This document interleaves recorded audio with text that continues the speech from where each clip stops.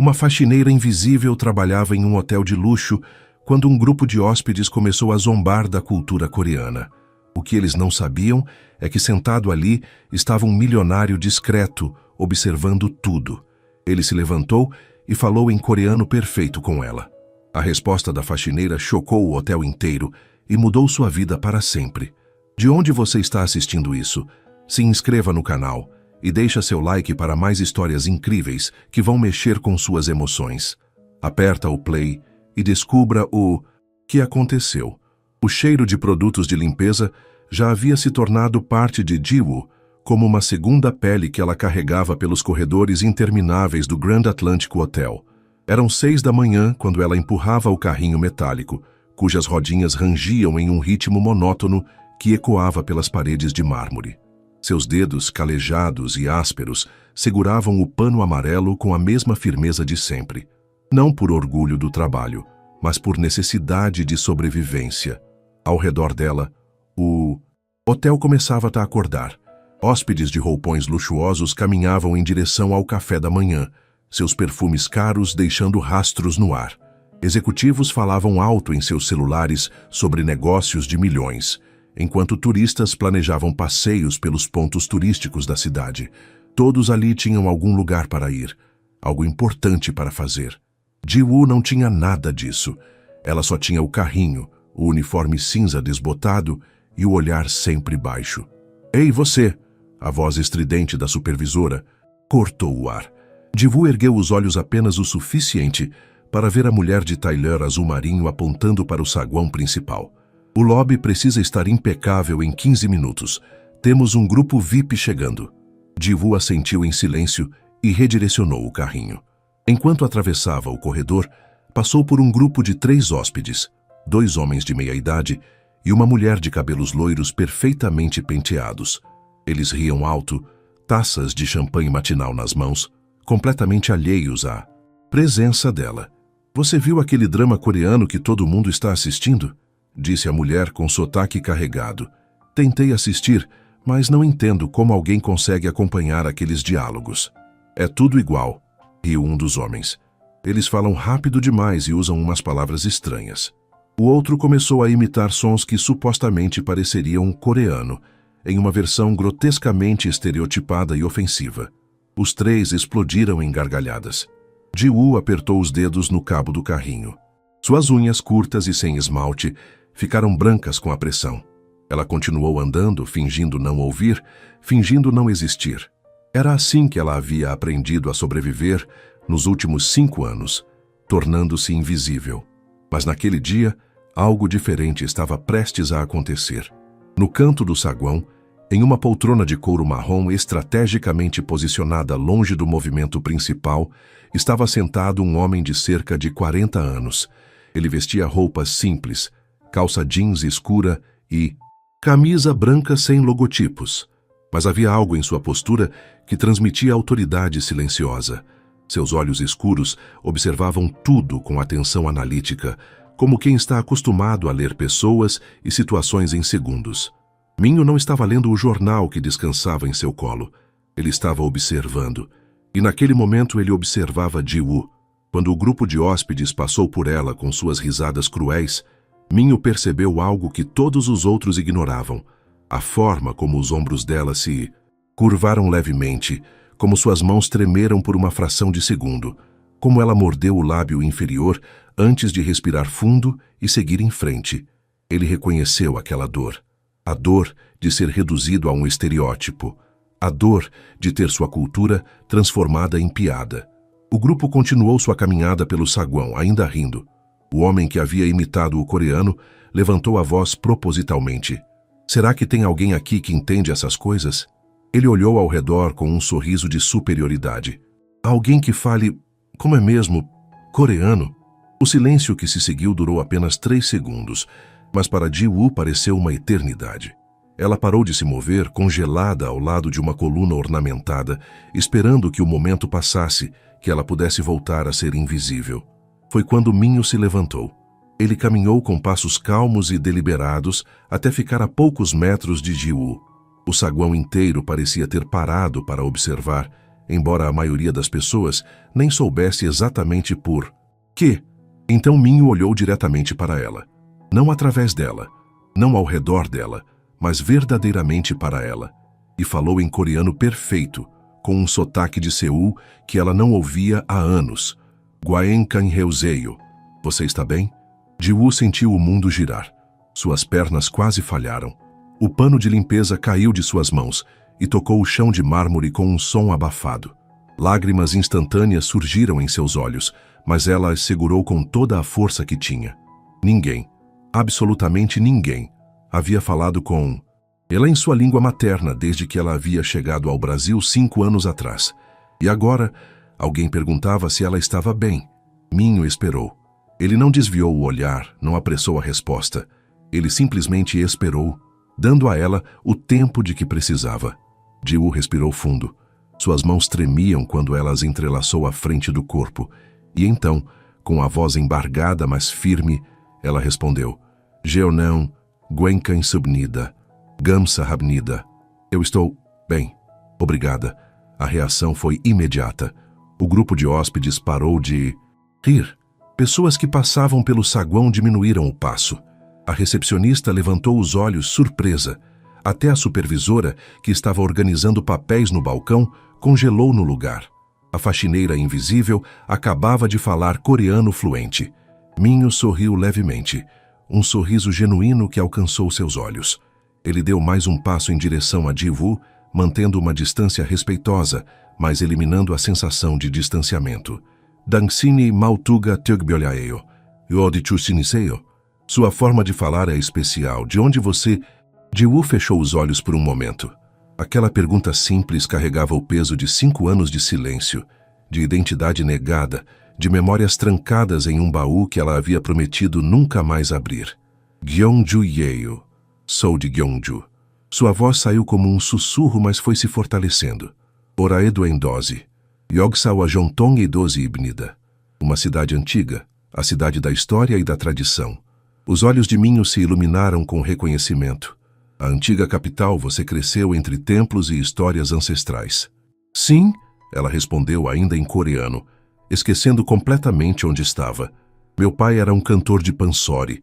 Ele viajava pelas vilas cantando as antigas narrativas. Eu cresci ouvindo histórias de rainhas guerreiras e amores impossíveis. O saguão havia se transformado em um teatro silencioso. Ninguém entendia o que estava sendo dito, mas todos podiam sentir a intensidade emocional daquela troca. A voz de Ji-woo, antes apagada e sussurrada, agora carregava melodia e força. Sua postura havia mudado. Ela estava ereta, seus olhos brilhavam, suas mãos gesticulavam suavemente ao falar. Ela estava viva. E como uma filha de um mestre de pansori, acabou aqui? Perguntou Minho gentilmente, sabendo que estava tocando em feridas profundas. Ji-woo hesitou. Seus dedos entrelaçaram-se novamente, uma tentativa de manter o controle. Depois que minha mãe morreu, tudo desmoronou. Meu pai perdeu a voz. Literalmente. A dor era tanta que suas cordas vocais pararam de funcionar. Sem a voz, ele não podia mais cantar. Sem cantar, ele não podia mais sustentar nossa família. As lágrimas que ela havia segurado no início agora escorriam livremente por seu rosto, mas ela não as enxugou. Pela primeira vez em anos, ela permitiu-se sentir. Eu tinha 23 anos. Tinha um namorado que prometeu cuidar de tudo, que disse que conhecia pessoas que poderiam nos ajudar. Ele arranjou documentos, passagens, uma oportunidade no Brasil. Eu acreditei nele. Trouxe meu pai comigo esperando recomeçar. Minho permaneceu em silêncio, dando espaço para que ela continuasse. Quando chegamos aqui, descobrimos que tudo era mentira. Não havia emprego garantido, não havia casa esperando. O homem que eu amava tinha nos usado para traficar dinheiro escondido nas bagagens.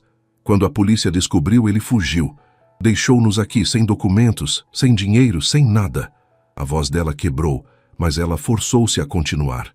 Meu pai não suportou a vergonha.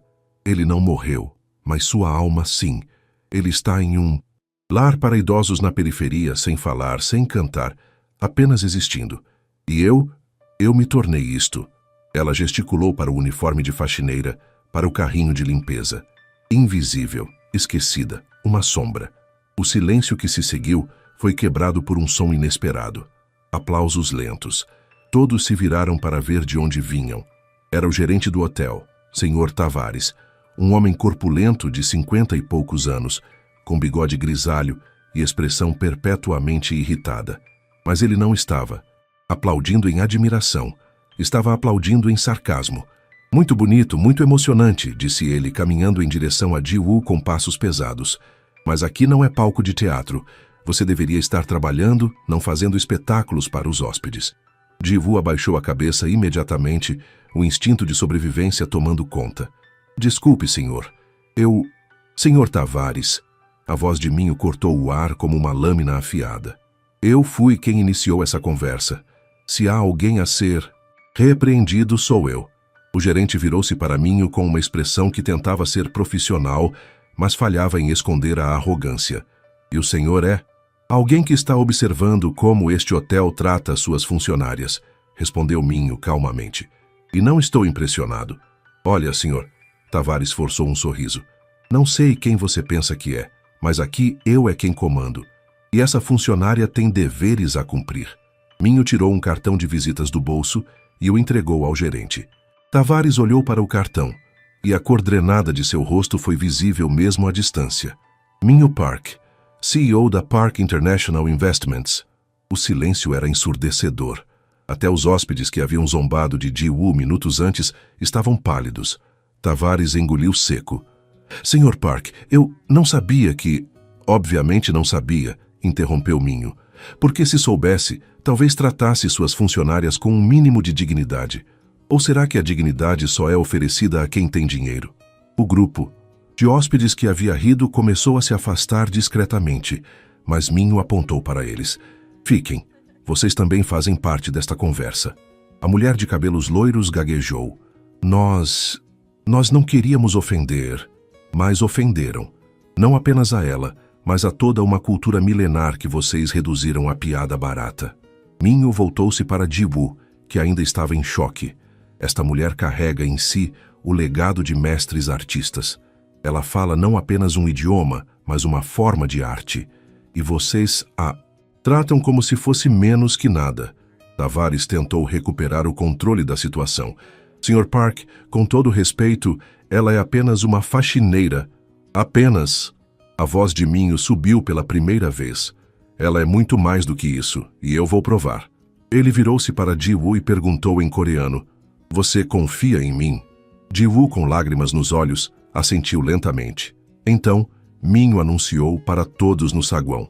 A partir deste momento, Ji-woo não trabalha mais como faxineira neste hotel.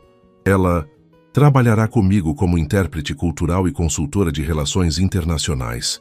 Seu salário será 10 vezes o que ela ganha aqui. O saguão explodiu em murmúrios. Tavares, vermelho de raiva e constrangimento, tentou argumentar. O senhor não pode simplesmente... Posso. E se este hotel tiver algum problema com isso, eu compro o estabelecimento e mudo a administração. Escolha. Ninguém duvidou que ele pudesse fazer exatamente isso. Minho estendeu a mão para Ji-woo. Você aceita?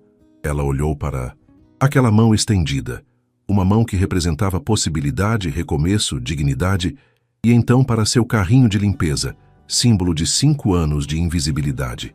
Quando seus dedos tocaram os dele, ela soube que sua vida jamais seria a mesma. 3 horas depois, Ji-woo estava sentada em um café elegante a 3 quadras do hotel, ainda vestindo seu uniforme de faxineira, mas sentindo-se como se estivesse em outro planeta. À sua frente, Minho bebia café expresso enquanto anotava coisas em um tablet. Primeiro, disse ele alternando naturalmente entre coreano e português para que ela pudesse praticar. Precisamos regularizar sua situação. Tenho advogados que resolvem casos de imigração. Você terá documentos adequados em algumas semanas. Ji-woo mal conseguia processar. Por que está fazendo isso por mim? Você nem me conhece. Minho pausou, colocando o tablet sobre a mesa. Seus olhos encontraram os dela com uma intensidade que a fez sentir vista de verdade pela primeira vez em anos. Há 15 anos, começou ele. Eu era um jovem empresário coreano tentando estabelecer negócios na América do Sul. Eu falava português básico e não entendia as nuances culturais. Em uma reunião crucial em Santiago, eu cometi um erro terrível. Usei gestos que são normais na Coreia, mas são ofensivos no Chile. Perdi um contrato de milhões. Ele tomou mais um gole de café antes de continuar. Eu estava devastado, sentado sozinho em um hotel, quando uma camareira chilena me viu chorando. Ela não falava coreano. Eu mal falava espanhol. Mas ela sentou-se comigo e, com gestos e desenhos, me ensinou sobre a cultura local. Passou horas me explicando diferenças, ajudando-me a entender onde eu havia errado. Ela salvou minha carreira, disse Minho, com gratidão evidente na voz. Porque no dia seguinte, eu voltei àquela empresa, me desculpei apropriadamente e mostrei que havia aprendido. Eles me deram uma segunda chance. Hoje, minha empresa tem escritórios em 12 países. E tudo começou porque uma mulher invisível decidiu enxergar minha humanidade. Ji-woo sentiu um nó na garganta. E você nunca a esqueceu. Nunca. Seu nome era Rosa. Ela morreu há 5 anos, mas antes de partir, me fez prometer algo. Que eu sempre lembraria que as pessoas mais valiosas muitas vezes são aquelas que o mundo ignora. Ele empurrou um envelope através da mesa. Isto é um adiantamento do seu novo salário. Use para comprar roupas adequadas, pagar o que precisa. Amanhã, às 9 horas, quero você no meu escritório. Vamos começar seu treinamento. Ji-woo abriu o envelope com mãos trêmulas. O valor escrito no cheque a fez engasgar. Isto não pode ser real. É muito real.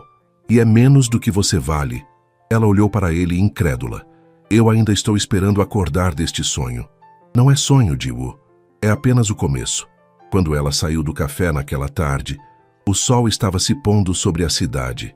Ela parou na calçada, sentindo o vento suave em seu rosto, e pela primeira vez em 5 anos, permitiu-se sorrir de verdade. Mas enquanto caminhava para o ponto de ônibus, ela não percebeu a figura que a observava de longe, uma silhueta masculina encostada em um carro preto, com o telefone na orelha e os olhos fixos nela.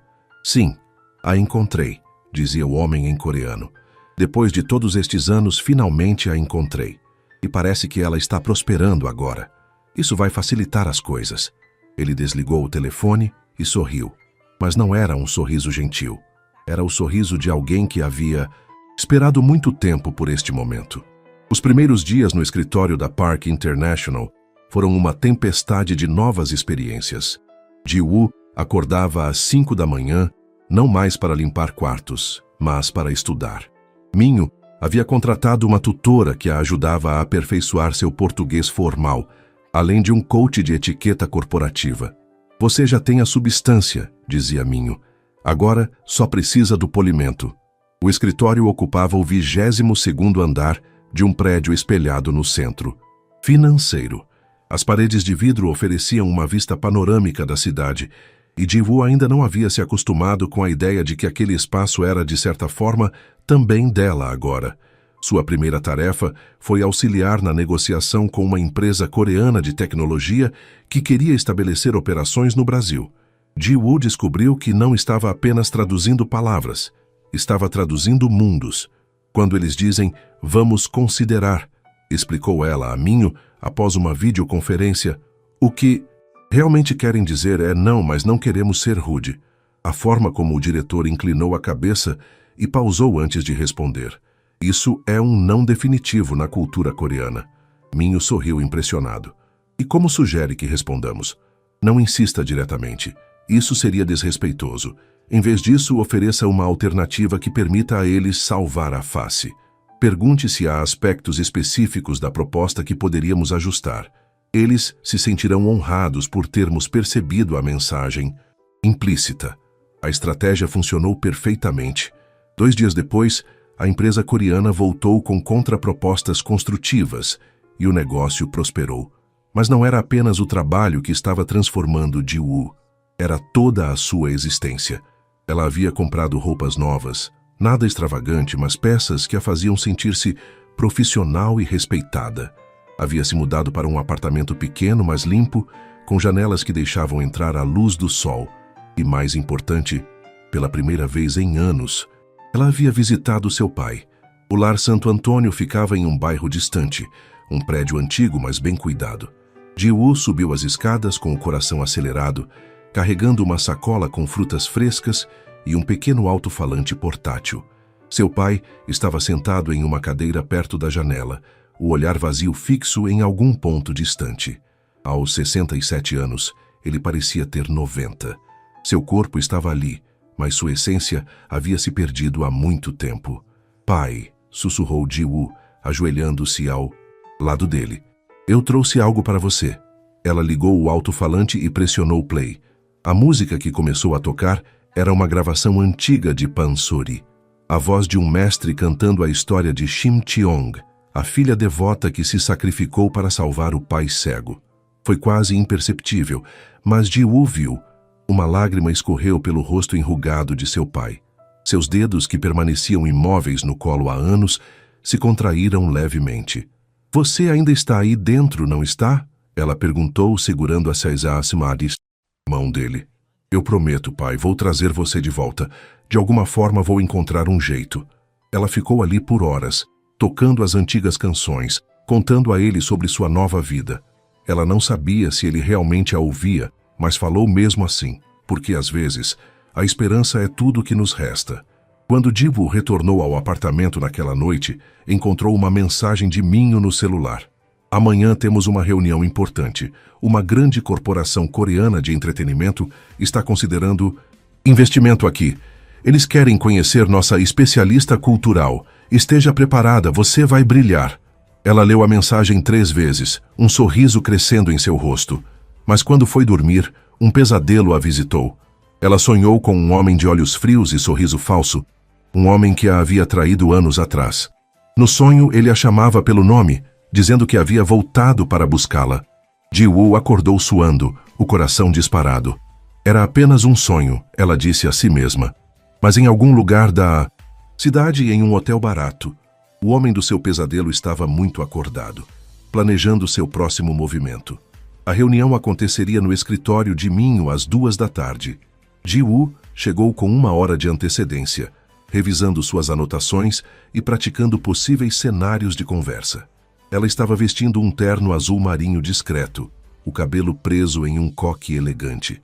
Ao se ver no reflexo do vidro, mal reconheceu a mulher que olhava de volta. Nervosa? Perguntou Minho, aparecendo ao lado dela com 2 xícaras de chá verde.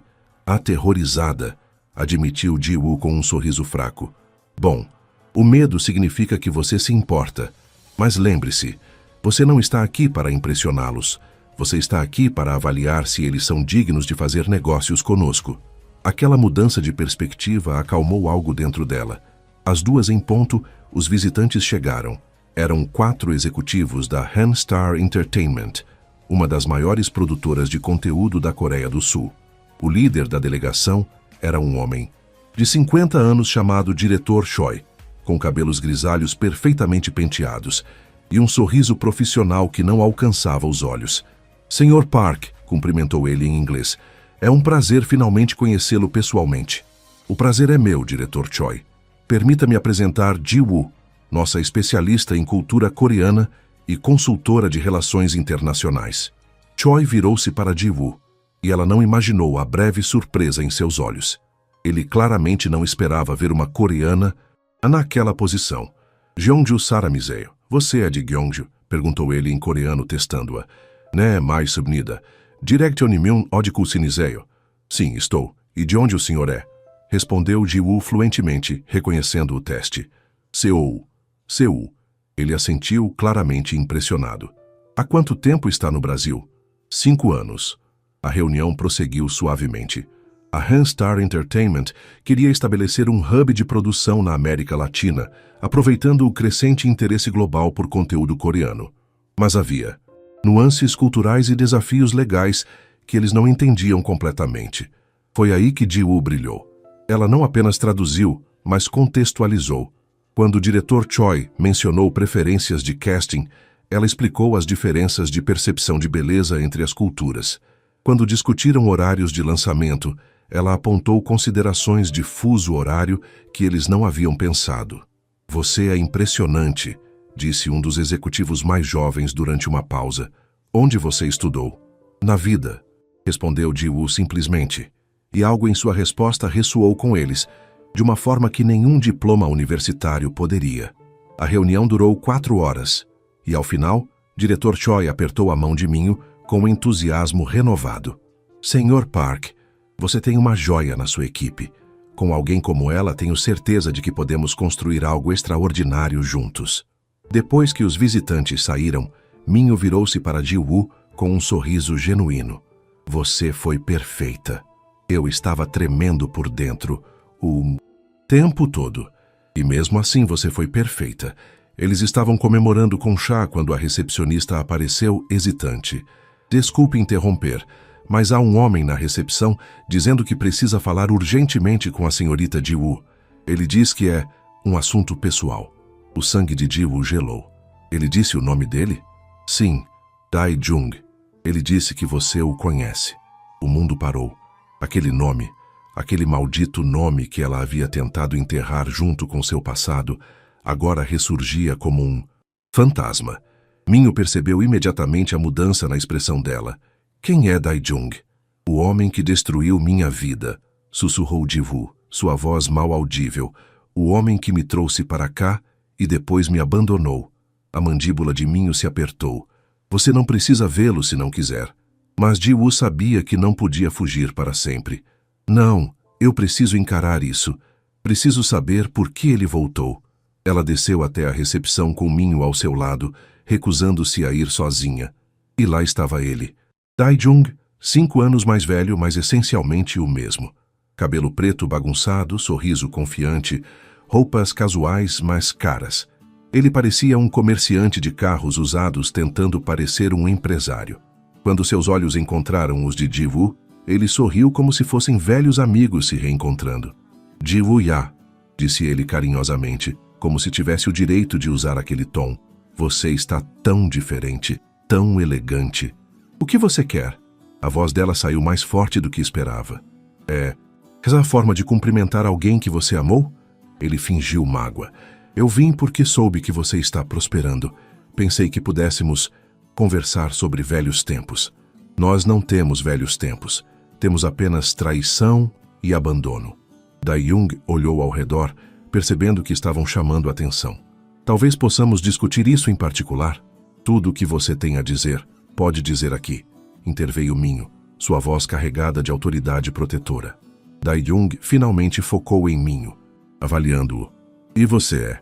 Alguém que não tem paciência para homens que machucam mulheres e depois aparecem fingindo direitos. Um clarão de raiva passou pelos olhos de Dae-jung, mas ele o escondeu rapidamente. Olha, Ji-woo, eu entendo que você esteja chateada. Eu cometi erros no passado, mas eu mudei e vim aqui para acertar as coisas. Acertar as coisas? Ji-woo quase riu, mas era um som sem humor. Você me deixou sem documentos, sem dinheiro, em um país estrangeiro. Você usou meu pai e a mim para seus esquemas criminosos. E agora quer acertar as coisas. Eu posso explicar tudo. Não precisa. Eu não quero suas explicações. Quero que você saia da minha vida, de novo. E desta vez, para sempre. Dae-jung ficou em silêncio por um momento. Quando falou novamente, sua voz havia perdido a falsa cordialidade. Você pode não querer me ouvir, mas vai precisar. Porque há coisas sobre seu pai que você não sabe. Coisas que eu sei. E se você se importa com ele, vai querer ouvir o que tenho a dizer. Ji-woo sentiu como se tivesse levado um soco. Não se atreva a usar meu pai. Seu pai não é quem você pensa que é, disse Dae-jung, e havia algo em seus olhos agora. Algo sombrio e triunfante.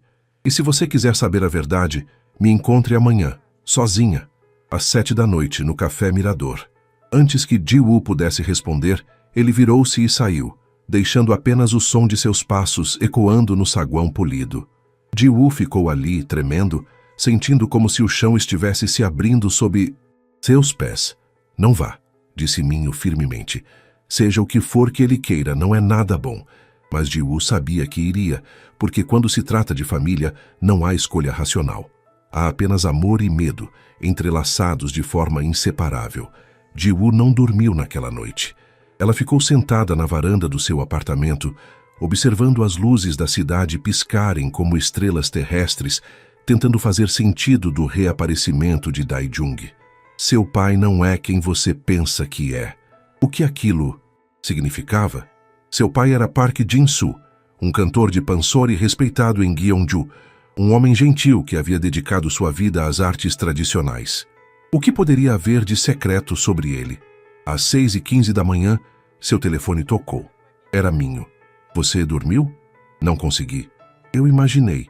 Escuta, eu contratei um investigador particular ontem à noite. Ele vai descobrir quem realmente é esse Dae-jung e o que ele quer. Você não precisa ir a esse encontro. Ji-woo apertou o telefone contra o ouvido, agradecida, mas resoluta. Eu preciso ir, Minho. Se há algo sobre meu pai que eu não sei, então eu vou com você. Posso ficar em outra mesa, mas não vou deixar você enfrentar isso sozinha. Ele disse para eu ir sozinha. E você realmente acredita que ele manteria a palavra dele sobre qualquer coisa? Minho tinha razão, mas algo dentro de Ji-woo dizia que ela precisava fazer isso por conta própria. Não porque confiasse em Dae-jung, ela nunca mais confiaria nele, mas porque precisava provar a si mesma que era forte o suficiente.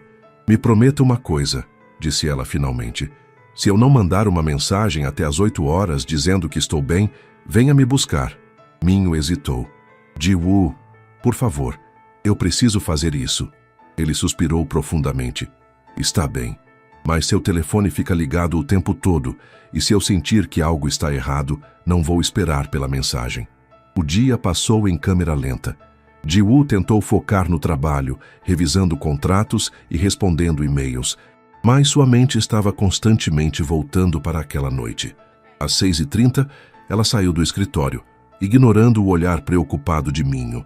O Café Mirador ficava em um bairro mais antigo da cidade, longe dos prédios corporativos reluzentes. Era o tipo de lugar que tentava parecer sofisticado, mas só conseguia parecer desgastado. Ji-woo chegou às 7 em ponto. Dae-jung já estava lá, sentado em uma mesa nos fundos, com uma xícara de café frio na frente. Ele sorriu quando a viu, mas desta vez não havia falsidade. Apenas uma estranha mistura de nostalgia e tristeza. Você veio. Você falou do meu pai. Eu não tinha escolha.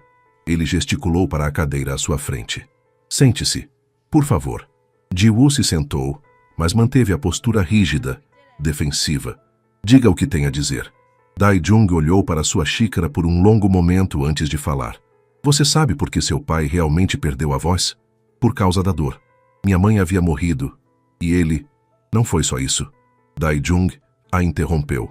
Ji-woo, seu pai não perdeu a voz por tristeza. Ele foi silenciado. O estômago de Ji-woo se revirou. O que você quer dizer com silenciado? Seu pai sabia de coisas perigosas. Ele testemunhou algo que não deveria, e pessoas poderosas o fizeram calar. Literalmente. Você está mentindo. Eu queria estar. Dae-jung puxou uma pasta marrom de sua mochila e a empurrou pela mesa. Está tudo aqui. Documentos, fotografias, registros médicos. Seu pai não teve um colapso nervoso. Ele foi envenenado com uma toxina que danifica as cordas vocais permanentemente. Com mãos tremendo, Ji-woo abriu a pasta. Lá dentro havia documentos médicos de um hospital em Busan que ela nunca tinha visto antes. Relatórios toxicológicos e fotografias. Seu pai, muito mais jovem, conversando com homens em ternos caros, em lugares que pareciam ser escritórios governamentais. Eu não entendo. Seu pai estava envolvido com um grupo que expunha corrupção em Gyeongju, obras públicas fraudulentas, desvio de fundos destinados à preservação de patrimônios históricos. Ele usava suas apresentações de pansori para passar mensagens codificadas, alertando comunidades. Ele era um herói silencioso. As lágrimas começaram a correr pelo rosto de Ji-woo. Se isso é verdade, por que ele nunca me contou? Porque ele estava protegendo você. E sua mãe também sabia. Quando ela morreu, não foi de causas naturais, Ji-woo. Foi um acidente arranjado. Não. Ji-woo bateu as mãos na mesa, fazendo os clientes próximos olharem alarmados. Você está mentindo. Minha mãe teve um acidente de carro, ela teve. Mas os freios haviam sido sabotados. Está nos relatórios policiais que foram arquivados. Eu passei anos rastreando isso. Por quê? A voz de Ji-woo era pouco mais que um sussurro agora. Por que você se importaria? Dae-jung finalmente olhou diretamente nos olhos dela. E Ji-woo Viu algo que nunca havia visto antes. Remorso genuíno. Porque eu era parte do sistema que fez isso acontecer. O mundo parou. Eu trabalhava para eles, Ji-woo. Não diretamente, mas eu facilitava transações, documentos falsos, rotas de fuga para pessoas problemáticas. Quando conheci você, foi intencional. Eles me mandaram me aproximar de você, ganhar sua confiança, trazer você e seu pai para fora do país. Ji-woo não conseguia respirar. Mas então eu realmente me apaixonei por você. Continuou Dae-jung, sua voz quebrando. E quando percebi o que eles planejavam fazer quando chegássemos aqui, descartar vocês, talvez pior, eu entrei em pânico. Então eu os traí. Peguei o dinheiro que deveria entregar e fugi. Eu os deixei acreditando que vocês eram irrelevantes, que já haviam sido descartados. Foi a única maneira de mantê-los vivos. Você nos salvou abandonando-nos. Eu sei como isso soa. Mas se eu tivesse ficado, todos nós estaríamos mortos. Eu passei os últimos 5 anos vivendo nas sombras, reunindo provas, tentando encontrar uma maneira de expor as pessoas que fizeram isso com sua família. Ele empurrou outro envelope através da mesa. E agora eu finalmente tenho tudo. Nomes, datas, transações, o suficiente para derrubar toda a rede. Mas eu preciso da sua ajuda. Ji-woo olhou para o envelope como se fosse uma cobra venenosa. Por que precisaria da minha ajuda? Porque há uma pessoa que pode confirmar tudo isso. Uma testemunha que estava lá quando seu pai foi envenenado. Ela mora aqui no Brasil agora, protegida por uma nova identidade. Mas ela não vai falar com ninguém, exceto talvez com a filha de Park Jin-soo. Quem é ela? O nome dela agora é Sofia Martinelli, mas você a conheceu como professora Kim Min-hee. Ela era a professora de arte da sua escola primária. Memórias inundaram Ji-woo. Professora Kim, uma mulher gentil de óculos redondos que sempre cheirava a tinta acrílica. Ela havia desaparecido abruptamente no meio do ano letivo e nunca ninguém explicou por quê.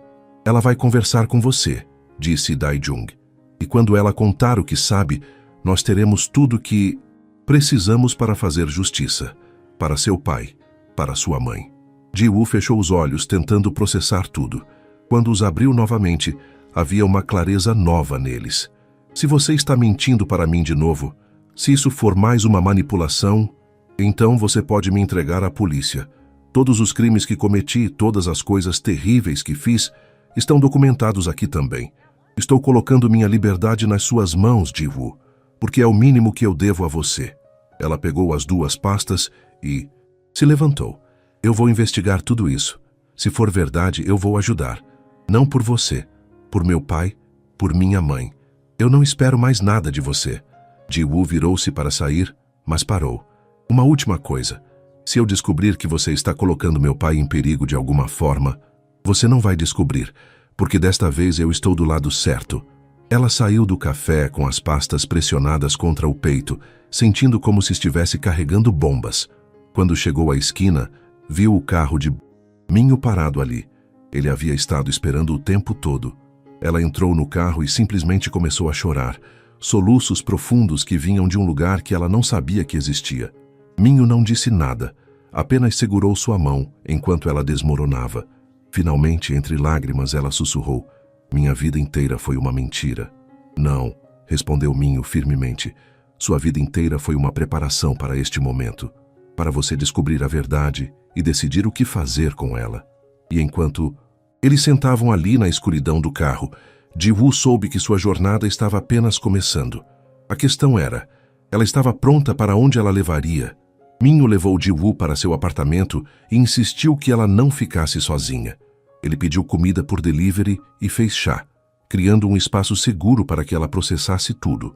As pastas ficaram sobre a mesa de centro, como testemunhas silenciosas de verdades não ditas. "Você não precisa olhar isso hoje", disse Minho suavemente. "Pode esperar até estar pronta." Mas Ji-woo sabia que nunca estaria verdadeiramente pronta. Com mãos ainda tremendo, ela abriu a primeira pasta e começou a ler.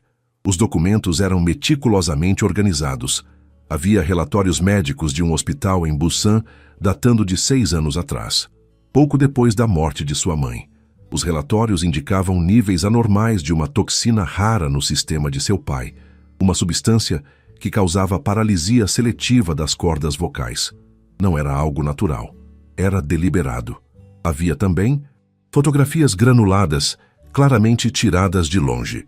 Seu pai conversando com um homem em um terno escuro, fora de um prédio governamental. Seu pai entregando algo que parecia ser um envelope para uma mulher com chapéu. Seu pai sentado em um café com 3 outras pessoas, todos inclinados para dentro como conspiradores. Ele estava ajudando, murmurou Ji-woo, tocando gentilmente uma das fotografias. Meu pai estava lutando contra a corrupção e eu não fazia ideia. Minho estava lendo por cima do ombro dela. Estes documentos parecem autênticos. Eu tenho contatos que podem verificar, mas... Ji-woo, se isso é verdade, seu pai era muito mais do que um simples artista. Ele sempre cantava sobre heróis, disse ela, a voz distante com memórias. Sobre pessoas comuns fazendo coisas extraordinárias. Eu pensava que eram apenas histórias. Mas ele estava cantando sobre si mesmo, não estava? A próxima seção da pasta continha recortes de jornal sobre o acidente de sua mãe. Ji-woo se forçou a ler, embora cada palavra fosse como uma faca. Mas então ela viu algo que nunca havia notado antes. Um pequeno artigo secundário publicado 3 dias depois do acidente em um jornal menor. Especialista levanta questões sobre freios defeituosos em acidente fatal. O artigo citava um mecânico que havia examinado o veículo e expressado preocupação sobre a condição dos freios. Ele sugeriu que poderia ter havido adulteração, mas o artigo terminava abruptamente, notando que o mecânico havia se recusado a comentar mais e o veículo havia sido rapidamente desmantelado para sucata. Eles encobriram, disse Ji-woo, a raiva crescendo em sua voz. Mataram minha mãe e depois apagaram as evidências. Mas Dae-jung as preservou. Ji-woo olhou para Minho. Você acha que ele está dizendo a verdade? Que ele realmente estava tentando nos proteger? Eu acho, disse Minho cuidadosamente, que as pessoas raramente são completamente boas ou completamente más. É possível que ele tenha feito coisas terríveis e ainda assim tenha tentado fazer o certo no final. A segunda pasta continha informações ainda mais perturbadoras. Havia uma lista de nomes, oficiais do governo, empresários, até alguns artistas e figuras culturais conhecidas, todos aparentemente envolvidos em um esquema massivo de desvio de fundos destinados à preservação do patrimônio cultural de Gyeongju. Milhões de wons que deveriam ter ido para restaurar templos antigos e manter tradições vivas, tinham, em vez disso, sido canalizados para contas privadas. E aqueles que tentaram expor isso foram sistematicamente silenciados. No final da lista estava um nome que fez o coração de Ji-woo parar, professora Kim Min-hee, seguido por um endereço aqui na cidade. Ela está viva, sussurrou Ji-woo, e ela está aqui. Minho checou o endereço no seu telefone. É em um bairro residencial, cerca de 20 minutos daqui. Você quer ir amanhã? Ji-woo balançou a cabeça. Não, eu quero ir agora. Ji-woo, são quase 10 da noite. Eu passei 5 anos vivendo na ignorância, Minho. 5 anos acreditando que minha vida havia desmoronado por azar, por fraqueza do meu pai, pela minha própria ingenuidade. Mas não foi nada disso. Foi uma conspiração. Foi um assassinato. Foi injustiça. Suas mãos estavam em punhos. Eu não posso esperar nem mais uma noite. A determinação em seus olhos não deixava espaço para argumentação. 30 minutos depois, eles estavam parados em frente a uma casa modesta em um bairro tranquilo. As luzes estavam acesas e, através das cortinas, eles podiam ver a silhueta de alguém se movendo. Ji-woo tocou a campainha, seu coração batendo tão forte que ela tinha certeza de que Minho podia ouvi-lo. A porta se abriu parcialmente, presa por uma corrente de segurança. Uma mulher de cerca de 50 anos espiou por fora. Ela tinha cabelos curtos e grisalhos e óculos modernos, mas Ji-woo reconheceu os olhos imediatamente. Professora Kim, a mulher ficou branca. Ela começou a fechar a porta, mas Ji-woo colocou a mão na madeira. Por favor, eu sou Ji-woo, Park Ji-woo, da sua turma de arte em Gyeongju. Eu preciso falar com você sobre meu pai. A porta parou. Houve um longo silêncio. Então a corrente foi removida e a porta se abriu completamente. A professora Kim, agora Sofia, Ficou ali, lágrimas escorrendo pelo seu rosto. Eu rezei para que você nunca me encontrasse, porque encontrar-me significa que você descobriu a verdade. E a verdade é terrível, Ji-woo-ya. Eu preciso ouvir. Não importa quão terrível seja. Sofia assentiu lentamente e se afastou.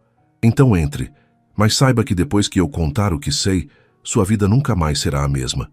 Minha vida já nunca mais será a mesma. Eles entraram na casa pequena, mas aconchegante. Havia pinturas nas paredes, paisagens serenas, crianças rindo, pôr do sol sobre montanhas. Toda a serenidade que estava faltando na conversa que estavam prestes a ter. Sofia preparou chá com mãos que tremiam ligeiramente. Quando finalmente se sentou à frente de Ji-woo e Minho, ela respirou fundo várias vezes antes de começar a falar. Eu estava lá naquela noite, disse ela, sua voz baixa mas clara. A noite em que envenenaram seu pai. Eu testemunhei tudo. E então, ela contou uma história que mudaria tudo o que Ji-woo pensava que sabia sobre seu passado e sobre seu futuro. Era final de outono, começou Sofia, olhando para o chá em suas mãos como se pudesse ver o passado ali. 6 anos atrás, seu pai havia acabado de fazer uma apresentação em um festival cultural em Gyeongju. Ele estava cantando a história de Hong Il-dong, o herói que lutava contra a injustiça. Mas aquela noite, ele não estava apenas apresentando. Ele estava enviando uma mensagem. Ji-woo se inclinou para a frente, absorvendo cada palavra. Havia códigos nas músicas, continuou Sofia. Palavras específicas enfatizadas, pausas estratégicas. Para a maioria da audiência, era apenas uma bela performance. Mas para aqueles que sabiam escutar, era uma denúncia. Ele estava nomeando locais onde fundos públicos estavam sendo desviados, apontando para templos que deveriam ter sido restaurados, mas continuavam em ruínas enquanto oficiais construíam mansões. E as pessoas certas estavam ouvindo? Perguntou Minho. Sim, jornalistas, ativistas, pessoas comuns que se importavam, mas as pessoas erradas também estavam ouvindo. Sofia tomou um gole de chá antes de continuar. Depois da apresentação, eu vi 3 homens abordarem seu pai. Eles pareciam amigáveis, mas eu os reconheci. Eram associados do Conselho Regional de Desenvolvimento Cultural, o órgão que estava no centro da corrupção. Eles o convidaram para tomar um drink em um bar próximo, dizendo que queriam discutir futuras apresentações. Seu pai era confiante demais. Ele acreditava que sua fama como artista o protegia. Ele foi com eles. As mãos de Ji-woo apertaram o copo de chá com tanta força que Minho colocou sua mão sobre a dela. Uma âncora silenciosa. Eu o segui, disse Sofia. Não sei porquê. Intuição, talvez. Medo. Eu fiquei do lado de fora do bar olhando pela janela. Vi eles oferecendo um drink a seu pai. Vi-o beber. E então, vi a mudança. Que mudança? A voz de Ji-woo era pouco mais que um sussurro. Seu pai começou a tossir. Suavemente no início, depois mais violentamente. Ele levou a mão à garganta. Os homens apenas assistiam, sorrindo. Um deles disse algo que consegui ler nos lábios. Talvez agora você aprenda a cantar apenas músicas bonitas, Park-si. Músicas que não fazem perguntas inconvenientes. Lágrimas escorriam livremente pelo rosto de Ji-woo agora, mas ela não as enxugou. Ela não podia se mover. Eles deixaram-no ali, engasgando, enquanto saíam pela porta dos fundos. Eu entrei correndo e chamei uma ambulância. No hospital, os médicos disseram que era uma reação alérgica severa. Mas eu sabia a verdade. E quando seu pai acordou, incapaz de falar, com suas cordas vocais permanentemente danificadas, eu soube que o silenciaram de propósito. Por que você não... Foi a polícia? Perguntou Minho, embora o tom sugerisse que ele já sabia a resposta. Porque 2 dos homens que fizeram isso eram oficiais de polícia de alto escalão. E o terceiro era o presidente do Conselho Regional. Quem eu iria procurar? Quem acreditaria em mim? Uma professora de arte contra homens poderosos? Então você fugiu, disse Ji-woo. Não imediatamente. Primeiro, eu tentei ajudar seu pai. Visitei-o no hospital. Tentei persuadi-lo a deixar Gyeongju, mas ele se recusava a abandonar. Você e sua mãe. Ele pensava que enquanto ele permanecesse calado, literalmente, vocês estariam seguros. Sofia pausou, e quando falou novamente, Sua voz estava carregada de culpa. Mas então sua mãe morreu, e eu soube que eles nunca parariam. Que enquanto qualquer um conectado a seu pai permanecesse em Gyeongju, estariam em perigo. Foi quando eu fui a Daejeon, ela disse, fazendo Ji-woo arquear as sobrancelhas em surpresa. Eu sabia sobre ele através de uma rede clandestina de pessoas que ajudavam outros a escapar de situações perigosas. Ele não era santo, longe disso, mas ele tinha recursos e conexões. Eu pedi que ele tirasse seu pai e você do país. Dei a ele dinheiro que havia economizado, documentos que havia roubado, mas então... Ela hesitou. Então eu descobri que Daejeon era mais complicado do que eu pensava. Ele estava trabalhando com as mesmas pessoas que eu estava tentando escapar. Quando percebi isso, já era tarde demais. Você e seu pai já haviam partido.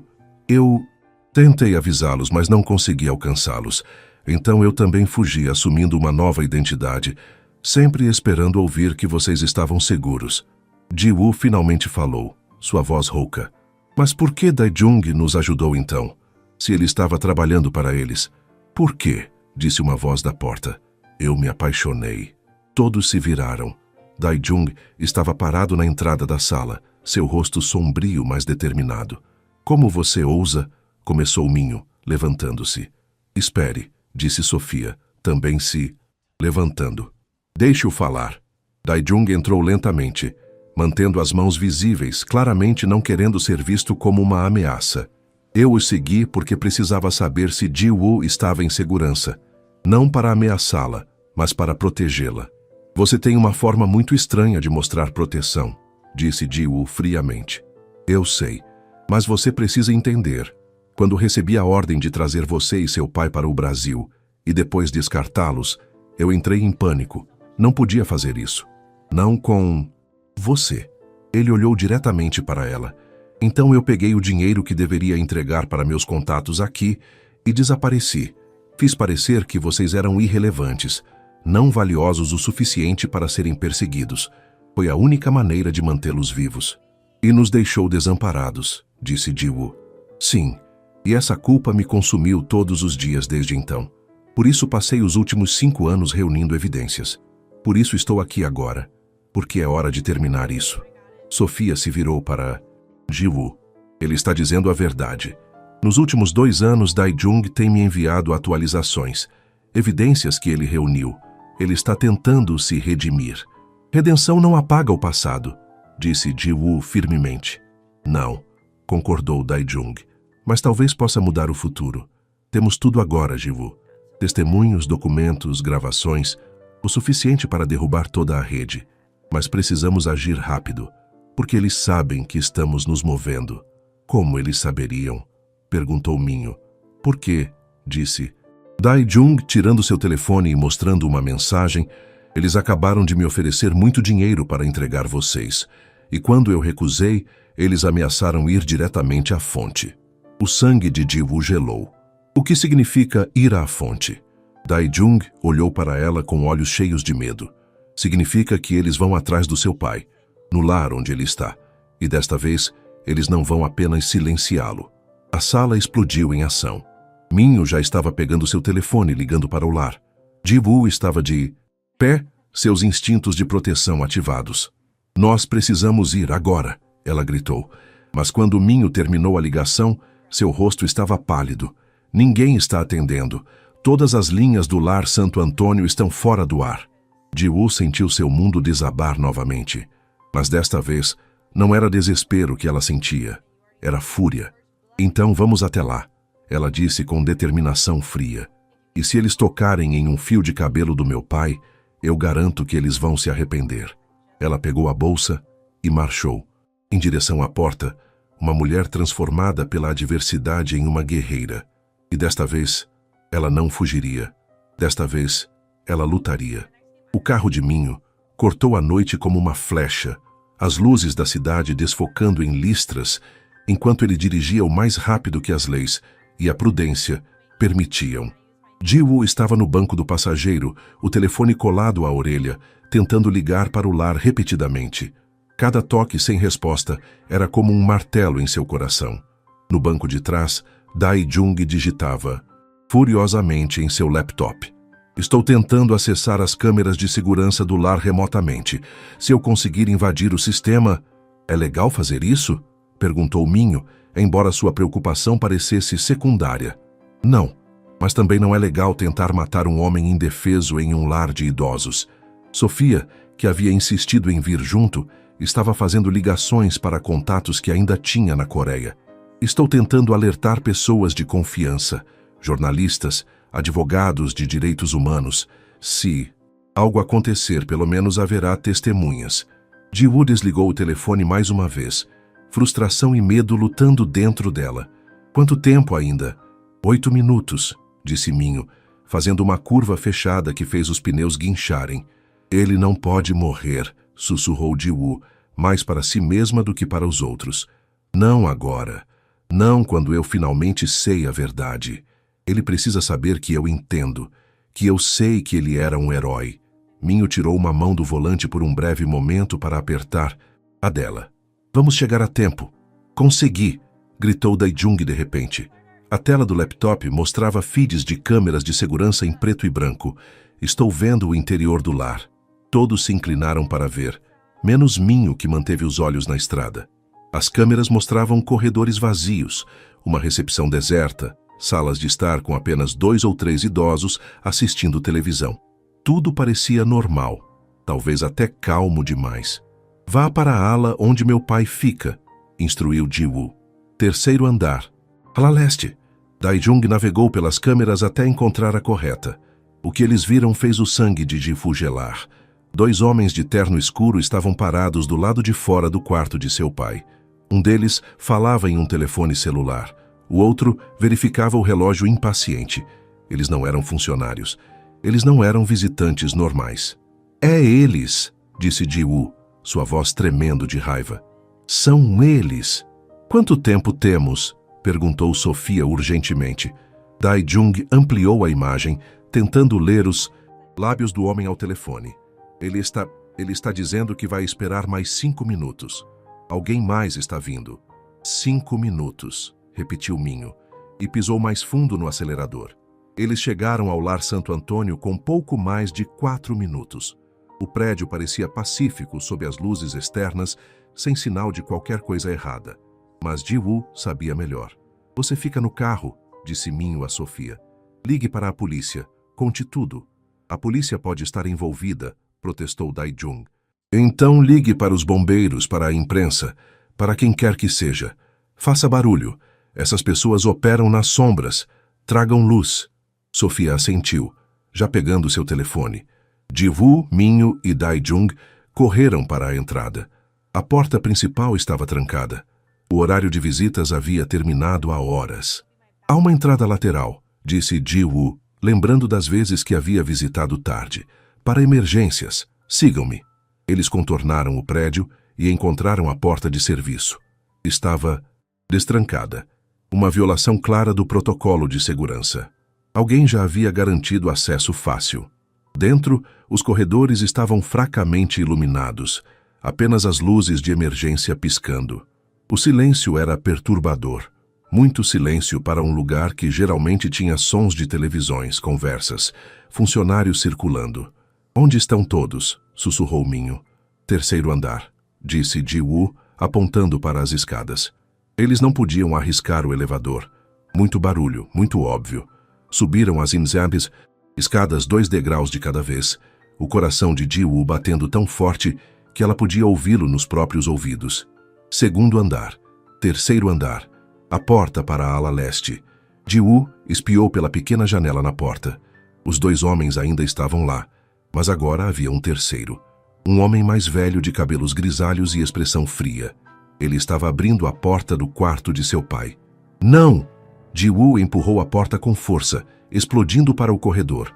Os 3 homens se viraram surpresos. O mais velho sorriu, um sorriso de predador. Há uma filha. Que conveniente, economiza-nos um trabalho. Ele falava em coreano, confirmando tudo que Ji-woo havia aprendido. Minho e Dae-jung apareceram atrás dela, formando uma barreira.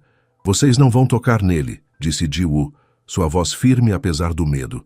Jovenzinha tola, disse o homem mais velho. Você não entende com quem está mexendo. Eu sei exatamente com quem estou mexendo. Vocês são covardes que atacam artistas e idosos indefesos. Vocês são parasitas que roubam de sua própria cultura. A expressão do homem endureceu. Vocês têm 10 segundos para sair daqui ou o quê? A voz de Sofia ecoou pelo corredor. Ela havia subido e não estava sozinha. Atrás dela estavam 2 policiais uniformizados e, surpreendentemente, uma equipe de câmera. Sofia, você trouxe a imprensa? Sussurrou Dae-jung, impressionado. Melhor. Eu trouxe uma equipe de jornalismo investigativo que está fazendo uma série sobre corrupção em organizações culturais. Eles estão ao vivo agora. A câmera estava de fato gravando, a luz vermelha brilhando como um olho julgador. A cor drenou dos rostos dos 3 homens. O mais velho tentou cobrir o rosto, mas era tarde demais. Vocês estão transmitindo? Gaguejou um dos mais jovens. O jornalista, uma mulher de 40 e poucos anos com uma expressão determinada, respondeu. Para 3 plataformas simultaneamente. Milhares de espectadores já viram seus rostos. Então, cavalheiros, gostariam de explicar por que estão aqui tentando entrar no quarto de um idoso indefeso no meio da noite? Os policiais avançaram. Documentos, por favor.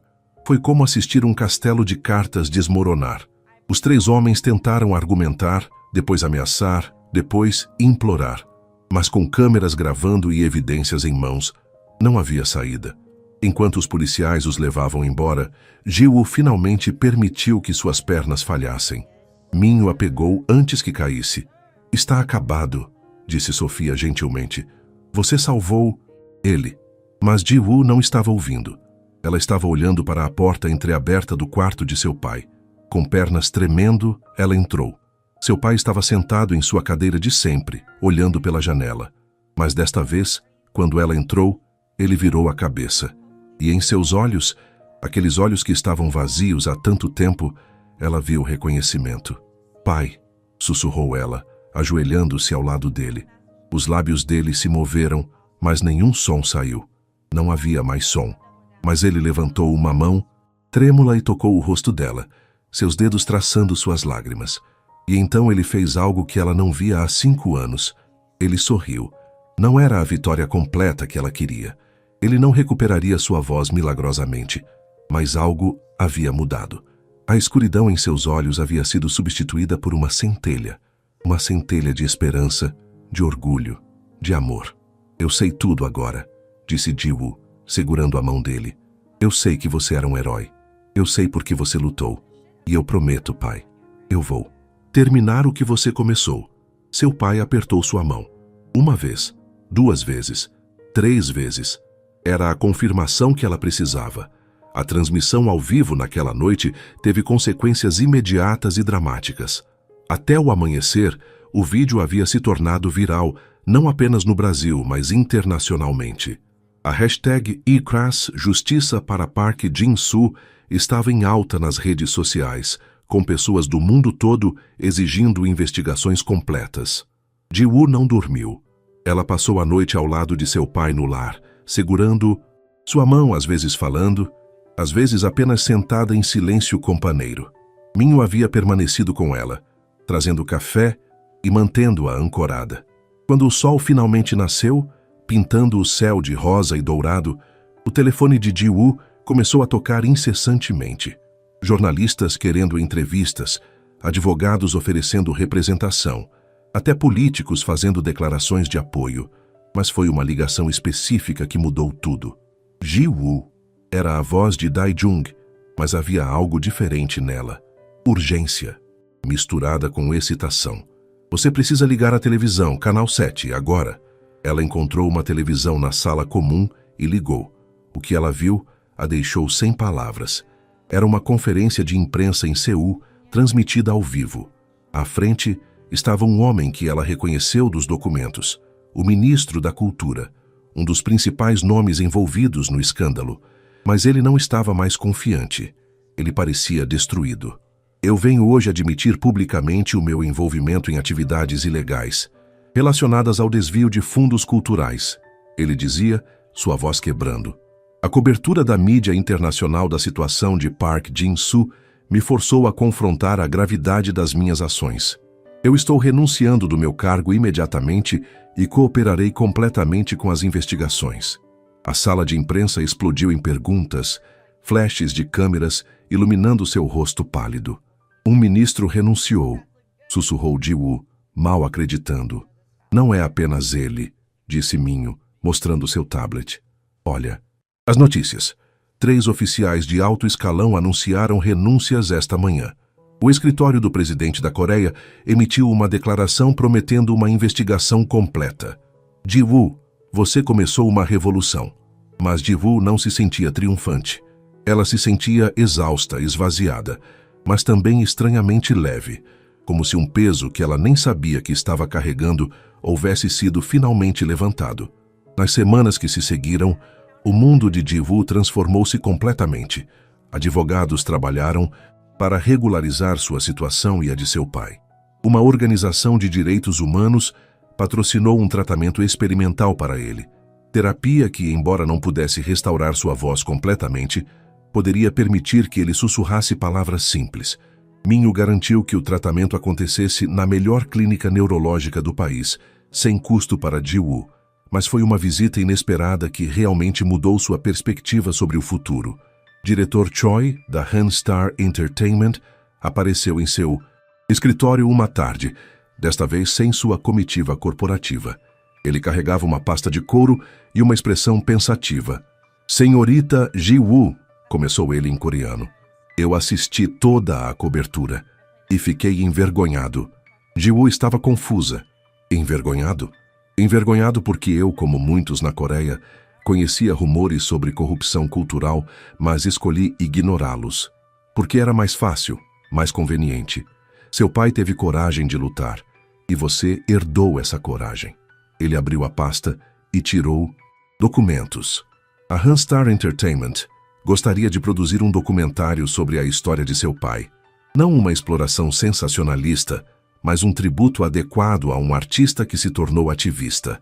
Queremos contar a história do Pansori, não apenas como arte, mas como ferramenta de justiça social. Ji-woo olhou para os documentos, sentimentos conflitantes a atravessando. Por quê? Porque as histórias precisam ser contadas, porque a cultura não é apenas entretenimento, é consciência. E por quê? Seu pai merece ser lembrado não como uma vítima, mas como um herói. Ele empurrou uma caneta em sua direção. Você teria controle criativo completo, seria sua história para contar. Ji-woo olhou para Minho, que assentiu encorajadoramente. Tenho uma condição, disse Ji-woo finalmente. Quero que parte dos recursos vá para estabelecer um fundo para artistas e ativistas que enfrentam perseguição, para que outros não tenham que escolher entre sua arte e sua segurança. Diretor Choi sorriu. Isso pode ser arranjado. Quando ele saiu, Ji-woo ficou olhando pela janela do escritório, vendo a cidade se estender abaixo dela. Há 2 meses, ela estava limpando essas mesmas janelas, invisível. Agora, ela estava moldando o futuro. Você está bem? Perguntou Minho. Estou pensando, disse ela lentamente, em como a vida pode mudar tão rápido. Como uma única conversa, um único momento de coragem, pode alterar tudo. Você foi a que teve coragem, Ji-woo. Você respondeu quando ele falou coreano. Você poderia ter permanecido invisível, mas escolheu ser vista. Eu não tinha escolha, disse ela. Viver invisível não é viver, é apenas sobreviver. Minho se aproximou dela. E agora? Agora que você é visível, agora que sua história está sendo contada, o que você quer fazer? Ji-woo pensou sobre isso. Ela pensou sobre seu pai, lentamente recuperando fragmentos de si mesmo. Ela pensou sobre Sofia, que havia passado anos escondida, mas agora estava testemunhando publicamente. Ela pensou sobre Tae-jung, que ainda tinha que enfrentar as consequências de seus crimes passados, mas estava finalmente tentando fazer o certo. Eu quero dar voz aos sem voz, disse ela finalmente. Da mesma forma que meu pai fez através de sua arte, da mesma forma que você fez por mim naquele dia no hotel. Quero usar esta plataforma para encontrar outros que estão invisíveis e ajudá-los a serem vistos. Então vamos fazer isso, disse Minho. Juntos. Mas mesmo enquanto eles planejavam o futuro, Ji-woo sabia que havia ainda um encontro que ela precisava ter. Um que ela havia evitado porque era o mais doloroso.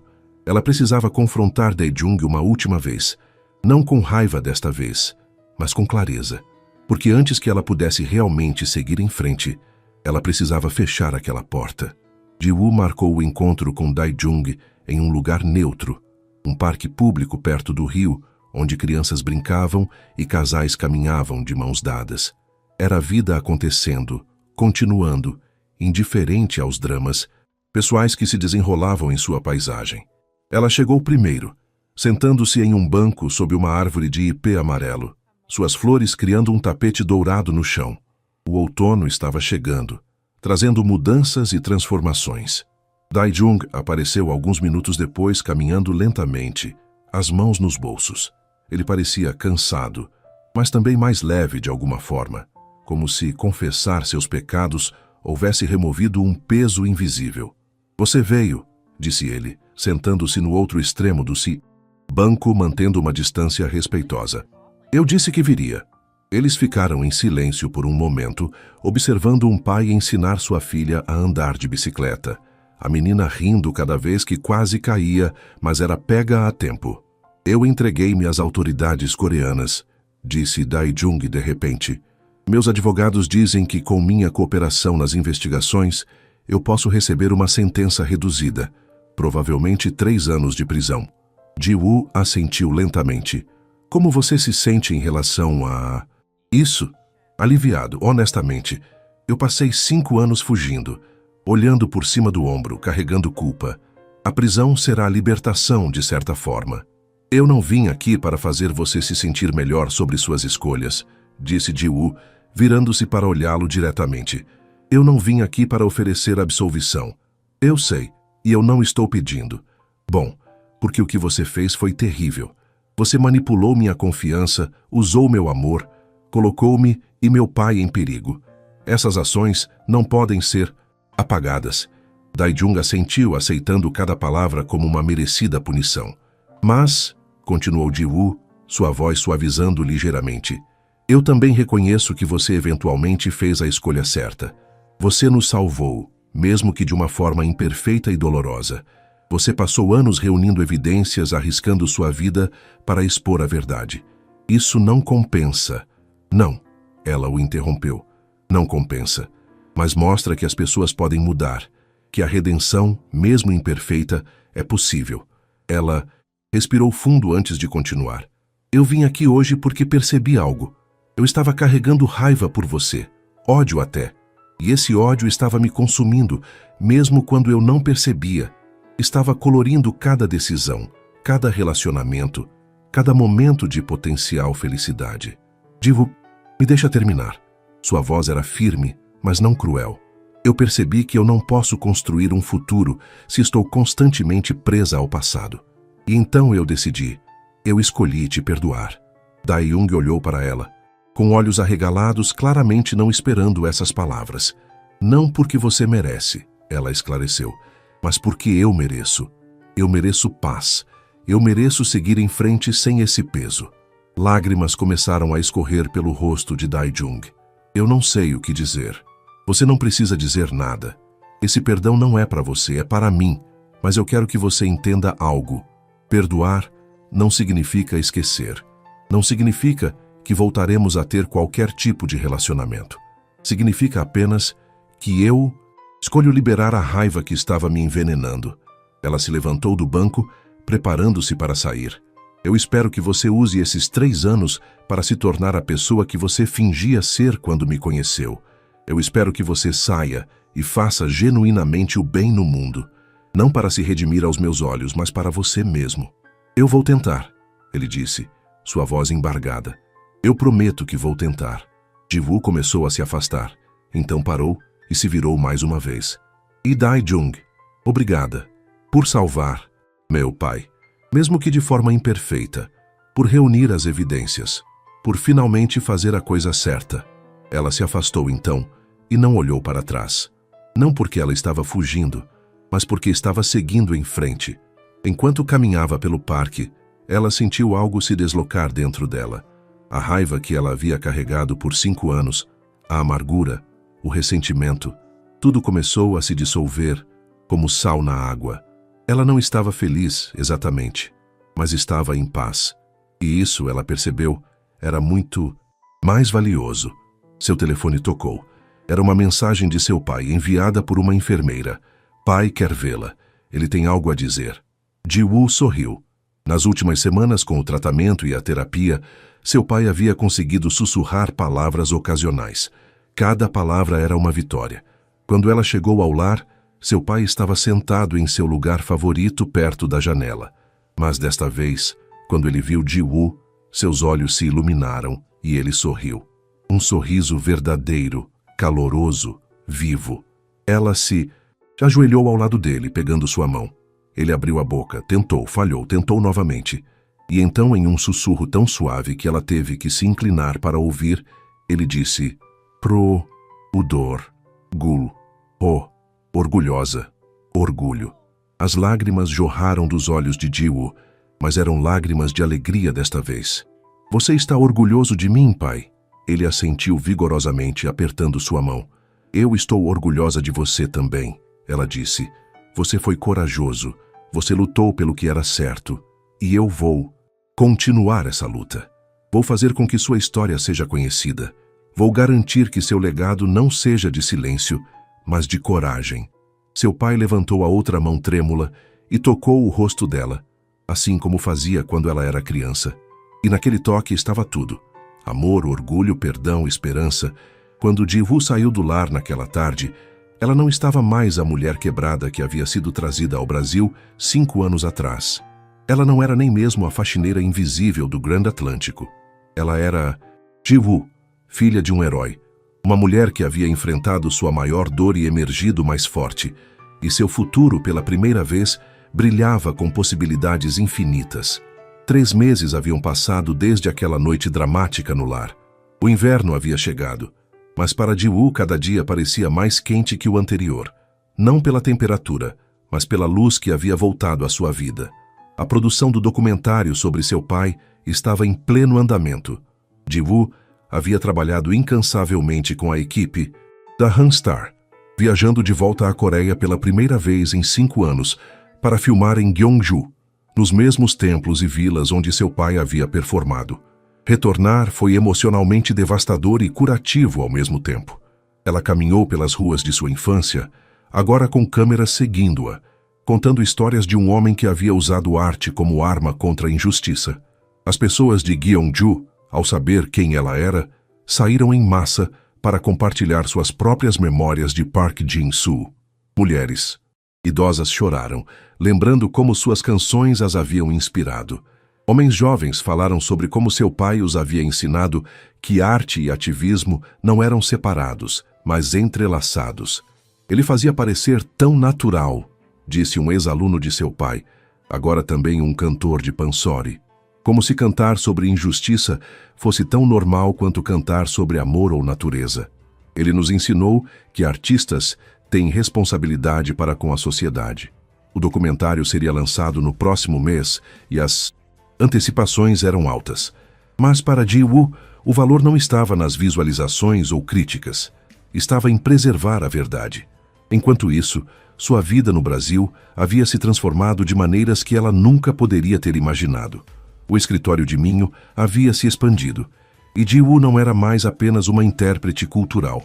Ela era agora co-diretora de um novo departamento, Relações Culturais Internacionais e Apoio a Refugiados. Sua missão era simples, mas poderosa: ajudar outros como ela, pessoas que haviam sido deslocadas, invisibilizadas, marginalizadas. Ela usava suas conexões e experiências para criar pontes. Você tem um jeito com pessoas, Minho havia dito quando propôs a nova posição. Você vê nelas o que outros não veem. É um dom. Não é um dom, ela havia respondido. É empatia aprendida através da dor. O fundo que ela havia proposto para artistas perseguidos estava crescendo. Doações vinham de todo o mundo, inclusive de figuras surpreendentes da indústria do entretenimento, que haviam sido tocadas pela história de seu pai. Ji-woo passava seus dias agora entrevistando pessoas, ouvindo histórias, encontrando soluções. Havia o músico sírio que havia fugido da guerra, mas não conseguia tocar seu oud aqui porque precisava trabalhar 3 empregos para sobreviver. Ji-woo conseguiu patrocínio para ele, permitindo que voltasse à sua arte. Havia a dançarina venezuelana que trabalhava como faxineira em um shopping. Ji-woo viu a ironia e a força naquela situação e a conectou com uma escola de dança que precisava de instrutores. Cada pessoa que ela ajudava era uma pequena vingança contra o sistema que havia tentado torná-la invisível. Mas nem tudo era trabalho. Ji-woo também estava, pela primeira vez em anos, permitindo-se viver. Ela havia começado aulas de canto, não pansori. Ela não estava pronta para isso ainda, mas canto contemporâneo. Sua professora, uma mulher brasileira de 60 anos chamada Dona Celeste, era dura, mas encorajadora. Você tem uma voz linda, Dona Celeste dizia sempre, mas você canta como se estivesse pedindo desculpas por existir. Cante como se você merecesse ser ouvida. Essa lição ecoava além das aulas de música. Ji-woo estava aprendendo em todos os aspectos da vida a ocupar espaços sem pedir desculpas. Ela também havia desenvolvido uma amizade profunda com Sofia.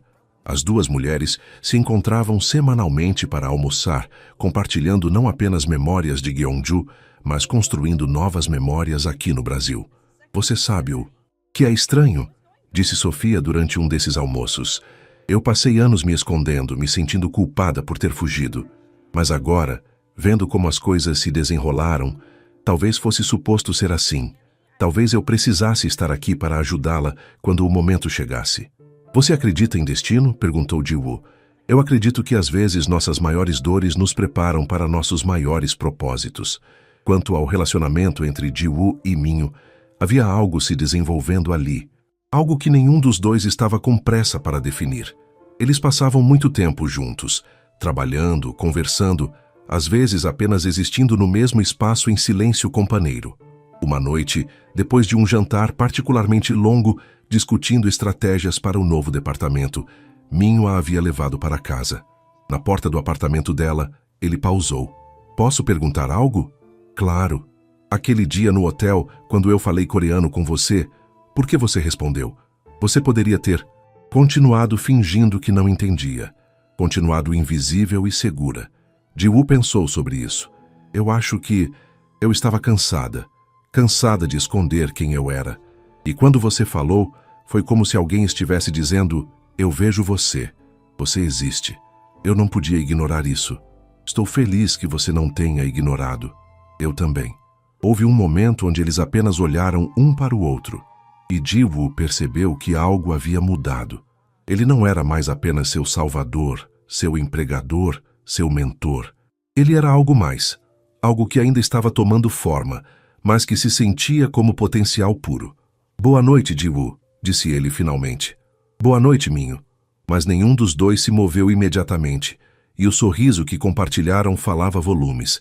Enquanto Ji-woo se preparava para dormir naquela noite, ela refletiu sobre tudo o que havia mudado. Há 6 meses, ela estava limpando quartos de hotel. Agora, ela estava mudando vidas.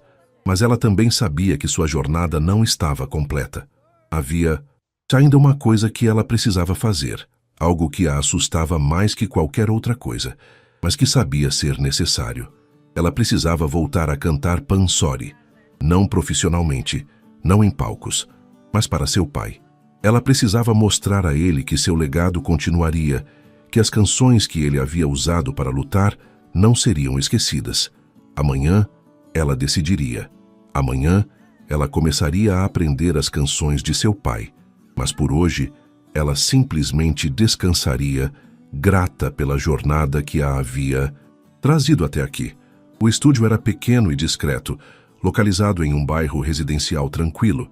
Ji-woo estava parada na frente da porta de madeira, seu coração batendo tão forte que ela podia senti-lo nos dedos.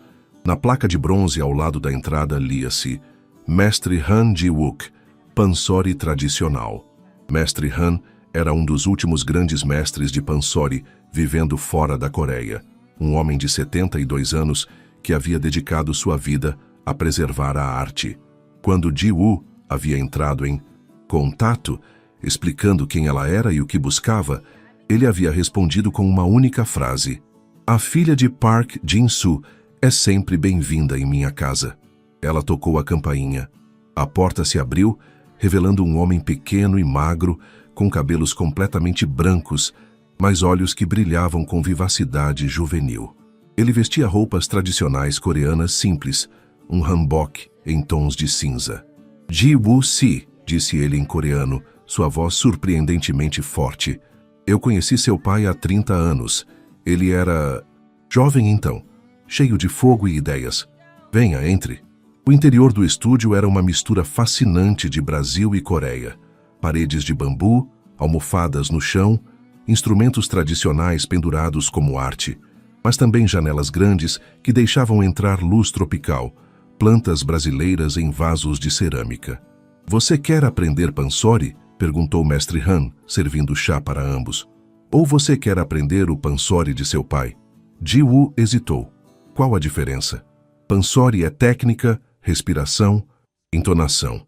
Mas o pansori de seu pai era isso mais algo mais. Era a arte de esconder mensagens em melodias, de fazer cada nota significar duas coisas ao mesmo tempo. Era código e canção entrelaçados.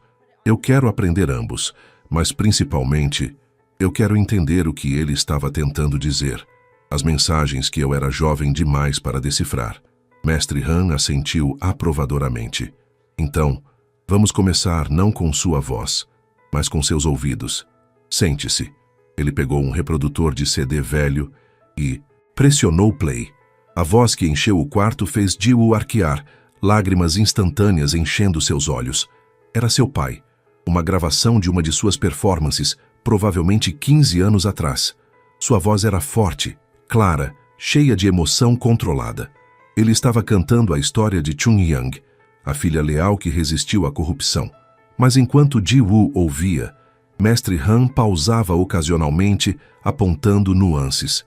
Aqui, veja, ele enfatiza a palavra oficial com um tom específico, tom de desprezo. Não é óbvio, mas se você sabe escutar, está lá. Ele estava comentando sobre oficiais corruptos reais. E aqui, quando ele canta sobre a prisão de Chun-Young, ele usa uma entonação regional específica, a entonação de Gyeongju. Ele estava dizendo, isso está acontecendo aqui na nossa cidade. Ji-woo ouviu a gravação 3 vezes, cada vez descobrindo novas camadas. Seu pai não estava apenas contando uma história antiga. Ele estava contando a história de Gyeongju, de seu povo, de sua luta. Agora, você tenta, disse Mestre Han. Eu não sei se posso. Sua voz funciona? Sim. Então você pode. Tudo mais é apenas coragem. Ji-woo ficou de pé, suas pernas tremendo. Mestre Han ajustou sua postura, ombros para trás, pés firmes, mãos relaxadas. Respire do diafragma. Pansori não vem da garganta, vem do ventre, do centro do seu ser. Respire. Ela respirou. Fundo. Mais fundo do que jamais tinha respirado ao cantar pop contemporâneo. Agora cante, apenas uma linha. A primeira linha que seu pai cantava no início de cada performance. Ji-woo abriu a boca. No início, nenhum som saiu. Havia muito medo, muito bloqueio emocional.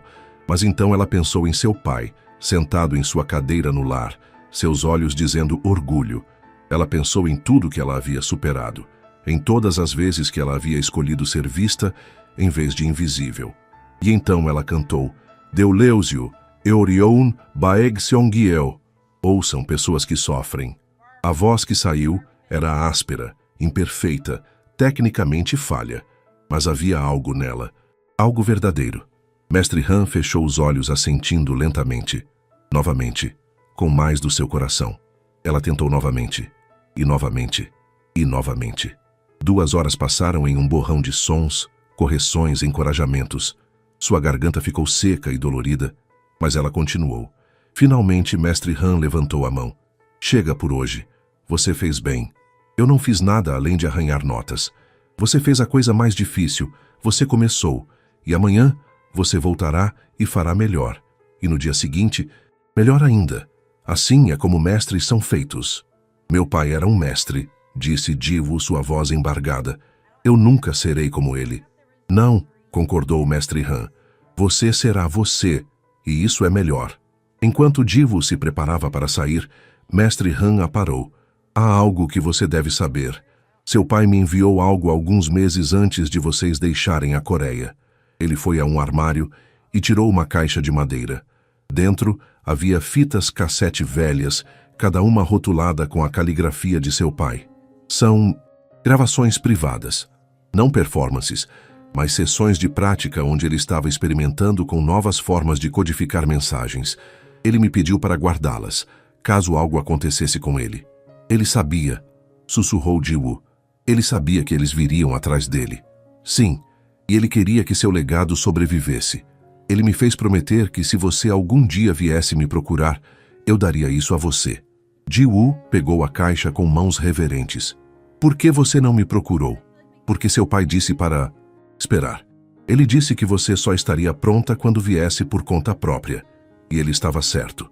Naquela noite, Ji-woo voltou ao seu apartamento com a caixa de fitas. Ela as colocou sobre a mesa, quase com medo de abri-las. Estas eram as últimas palavras de seu pai em certo sentido. Suas últimas lições. Ela ligou para Minho. Você pode vir? Claro. Está tudo bem? Está. Eu só não quero ouvir isso sozinha. Ele chegou 20 minutos depois, com um take-out chinês e 2 xícaras de sorvete. Eles sentaram no chão da sala de estar, a caixa entre eles. Você está pronta? Perguntou ele. Ji-woo assentiu e colocou a primeira fita em um toca-fitas velho que ela havia comprado especificamente para isso. A voz de seu pai encheu o apartamento, mas dessa vez ele não estava cantando. Ele estava falando, explicando, ensinando. Se alguém está ouvindo isso, provavelmente sou eu no futuro, relembrando. Ou talvez seja minha filha, Ji-woo, finalmente pronta para entender o que eu estava tentando fazer. Ji-woo começou a chorar, mas não parou a fita. Pansori não é apenas arte, minha filha. É resistência. É a voz dos que não têm voz. E quando você canta, você carrega todas as vozes de todos que vieram antes de você. Todos os que lutaram, que sofreram, que se recusaram a ficar em silêncio. Ele pausou, e eles podiam ouvi-lo tomando um gole de algo, provavelmente chá. Eu sei que isso pode parecer um fardo grande, e é, mas é também um presente, porque significa que você não está sozinha. Você nunca está sozinha quando canta as canções antigas. A fita continuou por 45 minutos, com seu pai ensinando técnicas específicas, explicando códigos, contando histórias das pessoas que ele havia ajudado. No final, havia uma mensagem direta. Ji-woo, se você está ouvindo isso, significa que algo aconteceu comigo. Significa que eu não pude estar lá para ver você crescer e se tornar quem você é destinada a ser. Mas quero que você saiba, eu estou orgulhoso de você. Não importa. O que você escolha fazer, não importa onde a vida te leve. Você é corajosa, você é bondosa, você é forte. E essas qualidades valem mais do que qualquer habilidade técnica. Sua voz quebrou ligeiramente. Não sinta que você precisa carregar meu legado. Crie o seu próprio. Cante suas próprias canções. Lute suas próprias lutas. Mas se você escolher aprender Pansori, se você escolher usar sua voz como ferramenta de justiça, então saiba que eu estarei cantando com você, de onde quer que eu esteja. Te amo, minha filha. Sempre te amei. Sempre amarei. A fita terminou com um clique. Ji-woo e Minho sentaram em silêncio por um longo tempo. Então Minho gentilmente tirou a caixa de take-out, ainda intocada, e disse: Vamos comer sorvete primeiro. Eles comeram sorvete direto dos potes, sentados no chão, e lentamente Ji-woo sentiu a tristeza se transformar em algo mais. Não felicidade exatamente, mas uma espécie de resolução pacífica. Eu vou cantar para ele, disse ela finalmente, no lançamento do documentário. Vou fazer uma performance. Não será perfeita, mas será honesta. Será poderosa, corrigiu Minho. E pela primeira vez desde que começou esta jornada, Ji-woo realmente acreditou que poderia fazer isso, porque ela não estava mais invisível. Ela não estava mais com medo. Ela estava encontrando sua voz. E esta voz, ela sabia, poderia mudar o mundo. O teatro estava lotado. 600 lugares, todos ocupados. Jornalistas de 3 continentes, diplomatas culturais, ativistas, artistas. E na primeira fila, em uma cadeira de rodas especialmente posicionada, estava seu pai. Era a noite do lançamento mundial do documentário A Voz que Não Se Calou, a história de Park Jin-soo. 3 meses de edição cuidadosa, entrevistas emocionantes, filmagens que atravessavam 2 continentes e, no final, uma performance ao vivo, a performance de Ji-woo. Ela estava nos bastidores vestindo um hanbok tradicional que Mestre Han havia insistido que ela usasse, azul turquesa com bordados de flores de cerejeira. Suas mãos tremiam enquanto ela as pressionava contra o estômago, tentando acalmar sua respiração. Você vai se sair maravilhosamente, disse Sofia, que havia voado especialmente para estar ali. Eu sei disso. E se eu esquecer as palavras? E se minha voz falhar? Então você improvisa. Pansori sempre teve espaço para a imperfeição humana. É isso que o torna verdadeiro. Minho apareceu, elegante em seu terno escuro. O documentário está terminando. Você está pronta? Ji-woo não estava. Pronta? Como alguém poderia estar pronto para algo assim? Mas ela assentiu mesmo assim, porque pronto ou não, era hora. O documentário foi poderoso. A audiência assistiu à filmagem de Gyeongju, ouviu testemunhos de pessoas que conheceram seu pai, viu as evidências da corrupção que ele havia lutado contra. Houve lágrimas, suspiros coletivos, aplausos espontâneos, e quando terminou, quando a tela ficou preta, o silêncio no teatro era absoluto. Então as luzes do palco se acenderam, revelando um único microfone no centro, e Ji-woo caminhou para ele. Cada passo parecia carregar o peso de 1000 histórias, a dela, de seu pai, de todos que haviam sido silenciados, mas também carregava esperança, a promessa de que silêncio nunca é permanente. Ela chegou ao microfone. A audiência esperou. Ela olhou para a primeira fila, para seu pai, que sorria através das lágrimas, e assentiu encorajadoramente. Eu não sou mestre, ela começou em português, sua voz amplificada através do teatro. Eu não sou especialista. Eu mal conheço as técnicas que meu pai dominava. Mas o que eu aprendi nas últimas semanas é que Pansori não é sobre perfeição, é sobre verdade. Ela alternou para coreano. Esta é uma canção que meu pai costumava cantar. Não é das histórias clássicas famosas. É algo que ele escreveu, algo que ele nunca pôde performar publicamente, porque era arriscado demais. Mas ele a gravou em uma fita que deixou para mim. Esta é a história de uma mulher que foi invisível por muito tempo. E... então um dia, alguém a viu. E esse único ato de ver mudou tudo. A audiência permaneceu completamente silenciosa. Ji-woo fechou os olhos, respirou do jeito que Mestre Han havia ensinado, profundo do ventre, do centro de seu ser, e começou a cantar. Sua voz era imperfeita. Ela tremia em alguns lugares, rachava em outros. Ela não tinha a força poderosa de cantores tradicionais, nem a técnica refinada de anos de treinamento.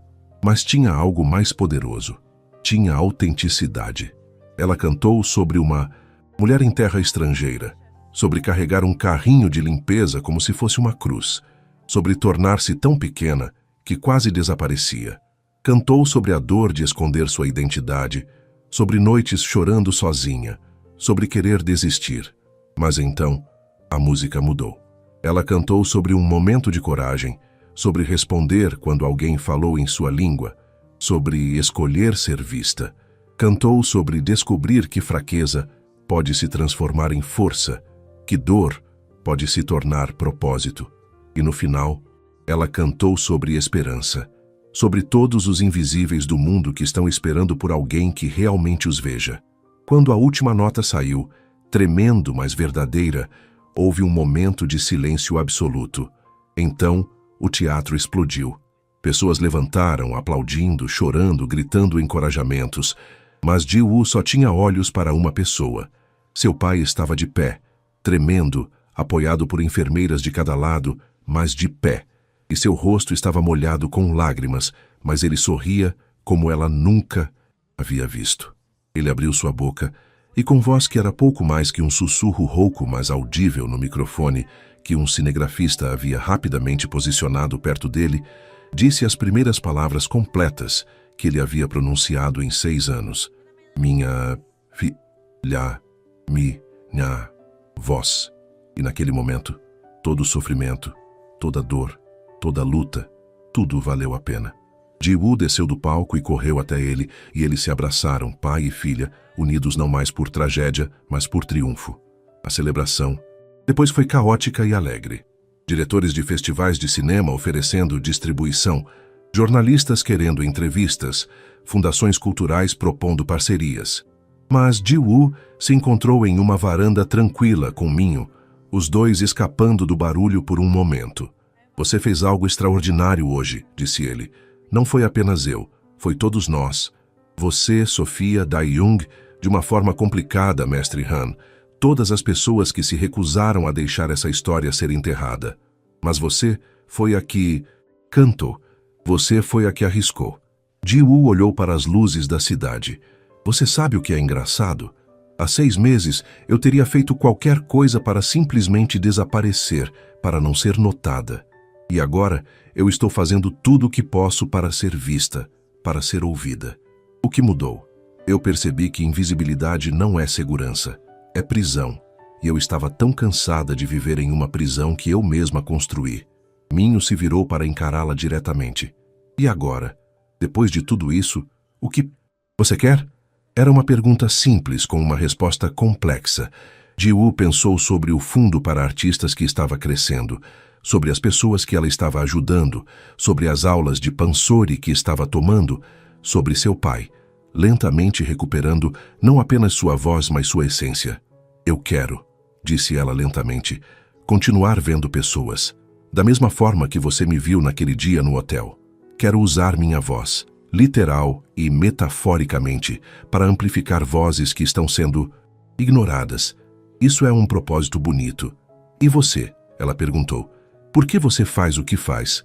Você tem dinheiro suficiente para se aposentar 1000 vezes. Por que continuar trabalhando, ajudando pessoas? Minho sorriu. Lembra da camareira chilena que te contei? Rosa?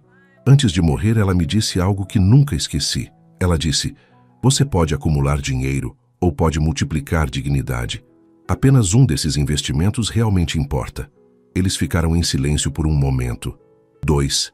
Sobreviventes de diferentes tipos de batalhas, agora encontrando paz no mesmo espaço. Obrigada, disse Ji-woo finalmente, por me ver quando ninguém mais via, por acreditar em mim quando eu mal acreditava em mim mesma. Você não precisa me agradecer por ver o que sempre esteve lá. Você sempre foi extraordinária, Ji-woo. Você só precisava de uma oportunidade para lembrar disso. E então, de uma forma que parecia completamente natural, ele se inclinou e beijou sua testa. Um gesto de ternura, respeito e algo mais profundo que nenhum dos dois estava ainda pronto para nomear. Mas ambos reconheciam. Quando retornaram à celebração, o diretor Choi os interceptou, excitado. Ji-woo, a resposta está sendo incrível. Já temos solicitações de 20 festivais de cinema internacionais. E mais, 3 universidades querem estabelecer bolsas de pansori em nome de seu pai. Isso é maravilhoso, ela disse genuinamente. E há mais. Você se lembra do fundo que propôs? Já temos comprometimentos de 5 milhões de dólares. 5 milhões. Você sabe quantas pessoas isso pode ajudar? Ji-woo ficou sem palavras. Mas foi Sofia quem resumiu perfeitamente. Uma voz pode mudar uma vida, mas muitas vozes juntas podem mudar o mundo. Naquela noite, muito depois que os convidados haviam partido, depois que seu pai havia sido levado de volta ao lar, não sem antes sussurrar mais uma vez orgulho, suas novas palavras favoritas, Ji-woo ficou sozinha no teatro vazio.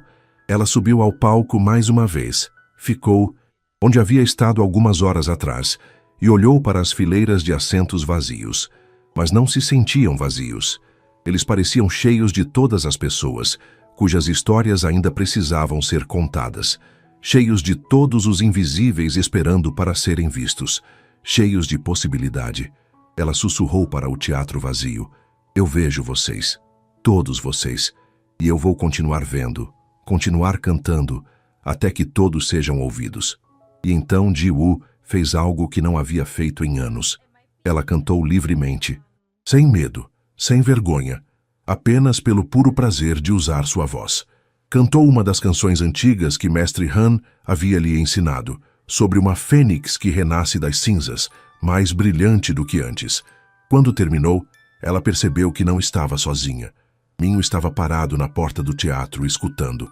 Essa foi a mais bonita ainda, disse ele. É porque não tinha peso desta vez. Era só alegria. Então cante assim sempre. Eu vou tentar. Eles caminharam juntos para fora do teatro, para a noite morna. A cidade estava acordada, viva, cheia de histórias acontecendo em cada canto. Sabe, disse Ji-woo, há 6 meses eu achava que minha história havia terminado, que eu era apenas uma nota de rodapé na tragédia de outra pessoa. E agora eu percebo que toda aquela dor, toda aquela luta, era apenas o primeiro capítulo, e os melhores capítulos ainda estão por vir. Minho sorriu. Então, vamos escrevê-los juntos. E enquanto eles desapareciam na noite, 2 figuras que haviam encontrado luz na escuridão um do outro, uma verdade permaneceu cristalina. Ninguém é realmente invisível. Alguns só precisam da pessoa certa para realmente olhar. E às vezes, um único momento de genuinamente ver alguém, realmente vê-los, pode mudar 2 vidas para sempre. Essa era a voz esquecida, agora reencontrada e ecoando através do mundo. Agitation.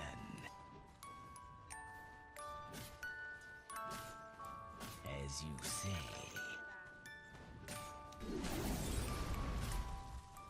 My venom flows.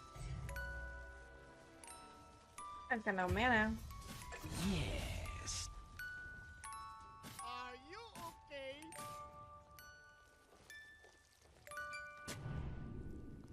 Vile advance. Impaled.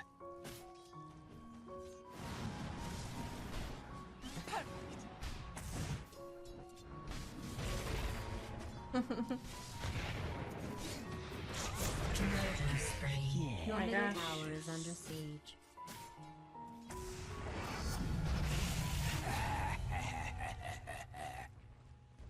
A touch of venom. Well wanted. Ruination.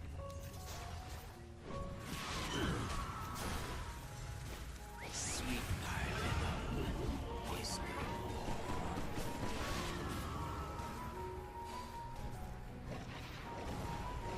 Oh! Your middle tower is under attack.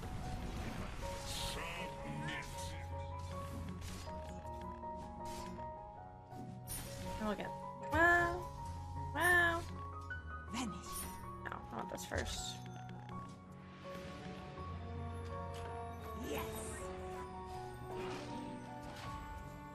With vim Double kill. Your Hello? middle tower is under siege.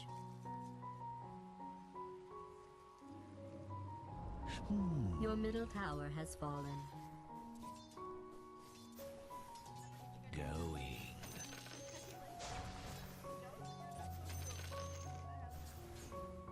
Attack.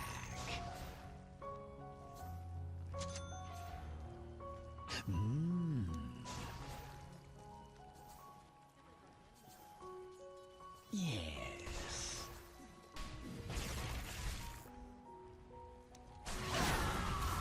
Empty Oh my gosh. venom. DD. Hi, Alex. Are you okay?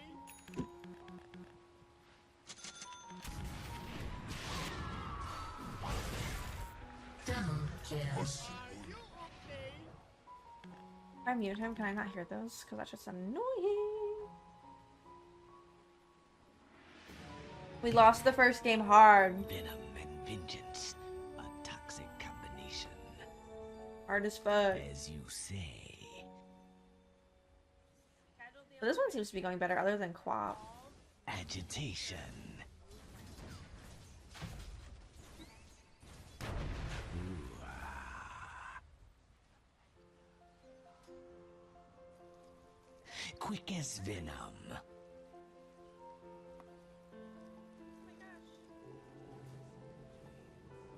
Violet Bam. My venom glands engorge. Going. As you say. A tithe to the impurities. Yeah. The enemy's middle tower has been denied. Interesting strategy. Oh my god.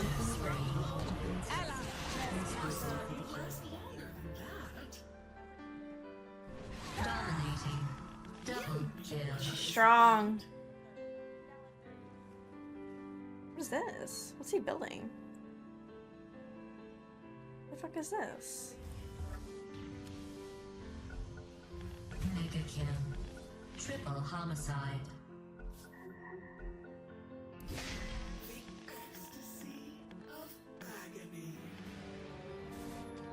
Okay, space for From beast. the brink. Your top tower is I didn't read what they changed with her. doomed. Quick as venom.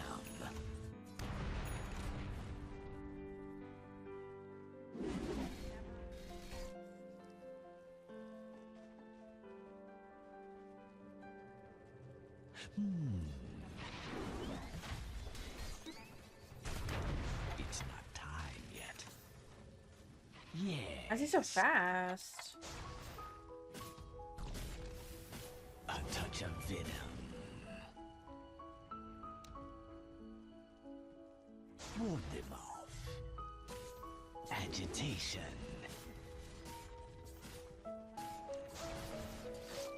With vim and venom.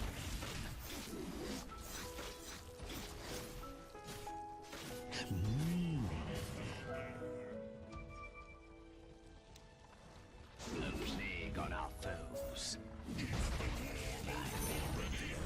enemy's bottom tower has fallen. I'm under attack.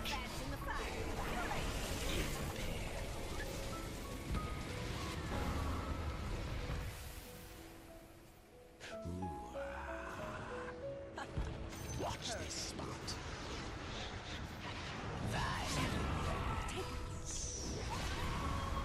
Unstoppable. Impurities. Dire has fortified its structures.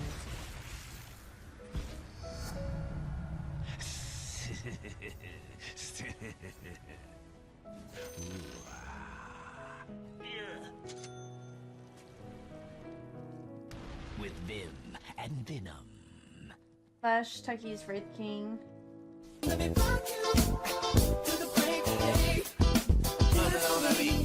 Hi. Monster on the beat, ho, beat, boat, then he rap, nigga, he a freak. Atlas! Man down, like Amber Lambs, tell him breathe, bro. Nail a nigga to the cross, he walk around like teeth. Hello, how are you?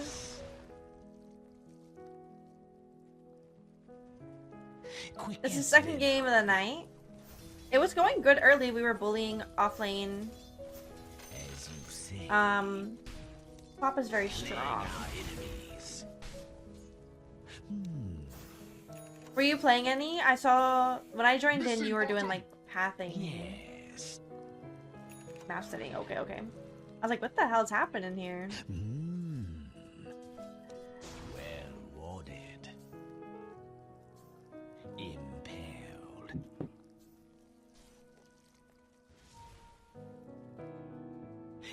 Yes. I'm so tired. What time is it for you? A touch of venom.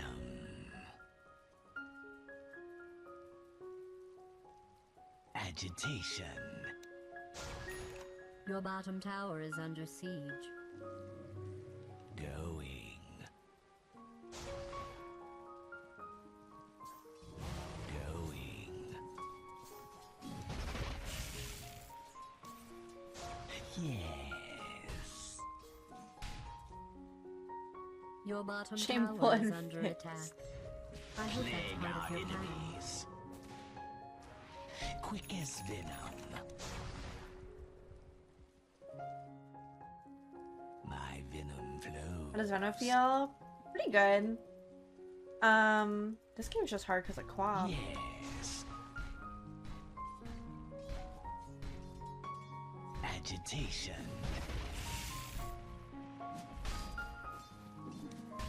Watch this spot. Oh my gosh.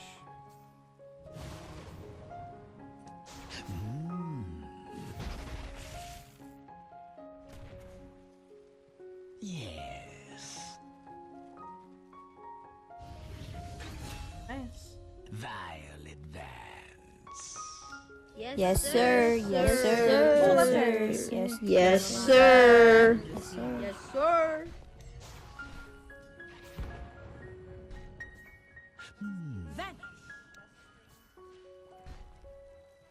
We're out of there. Oh my god, I'm not out of there. Oh yeah, I am.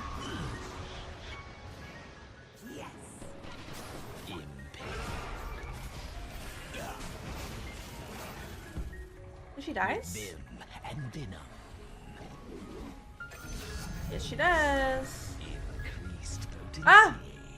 Ah!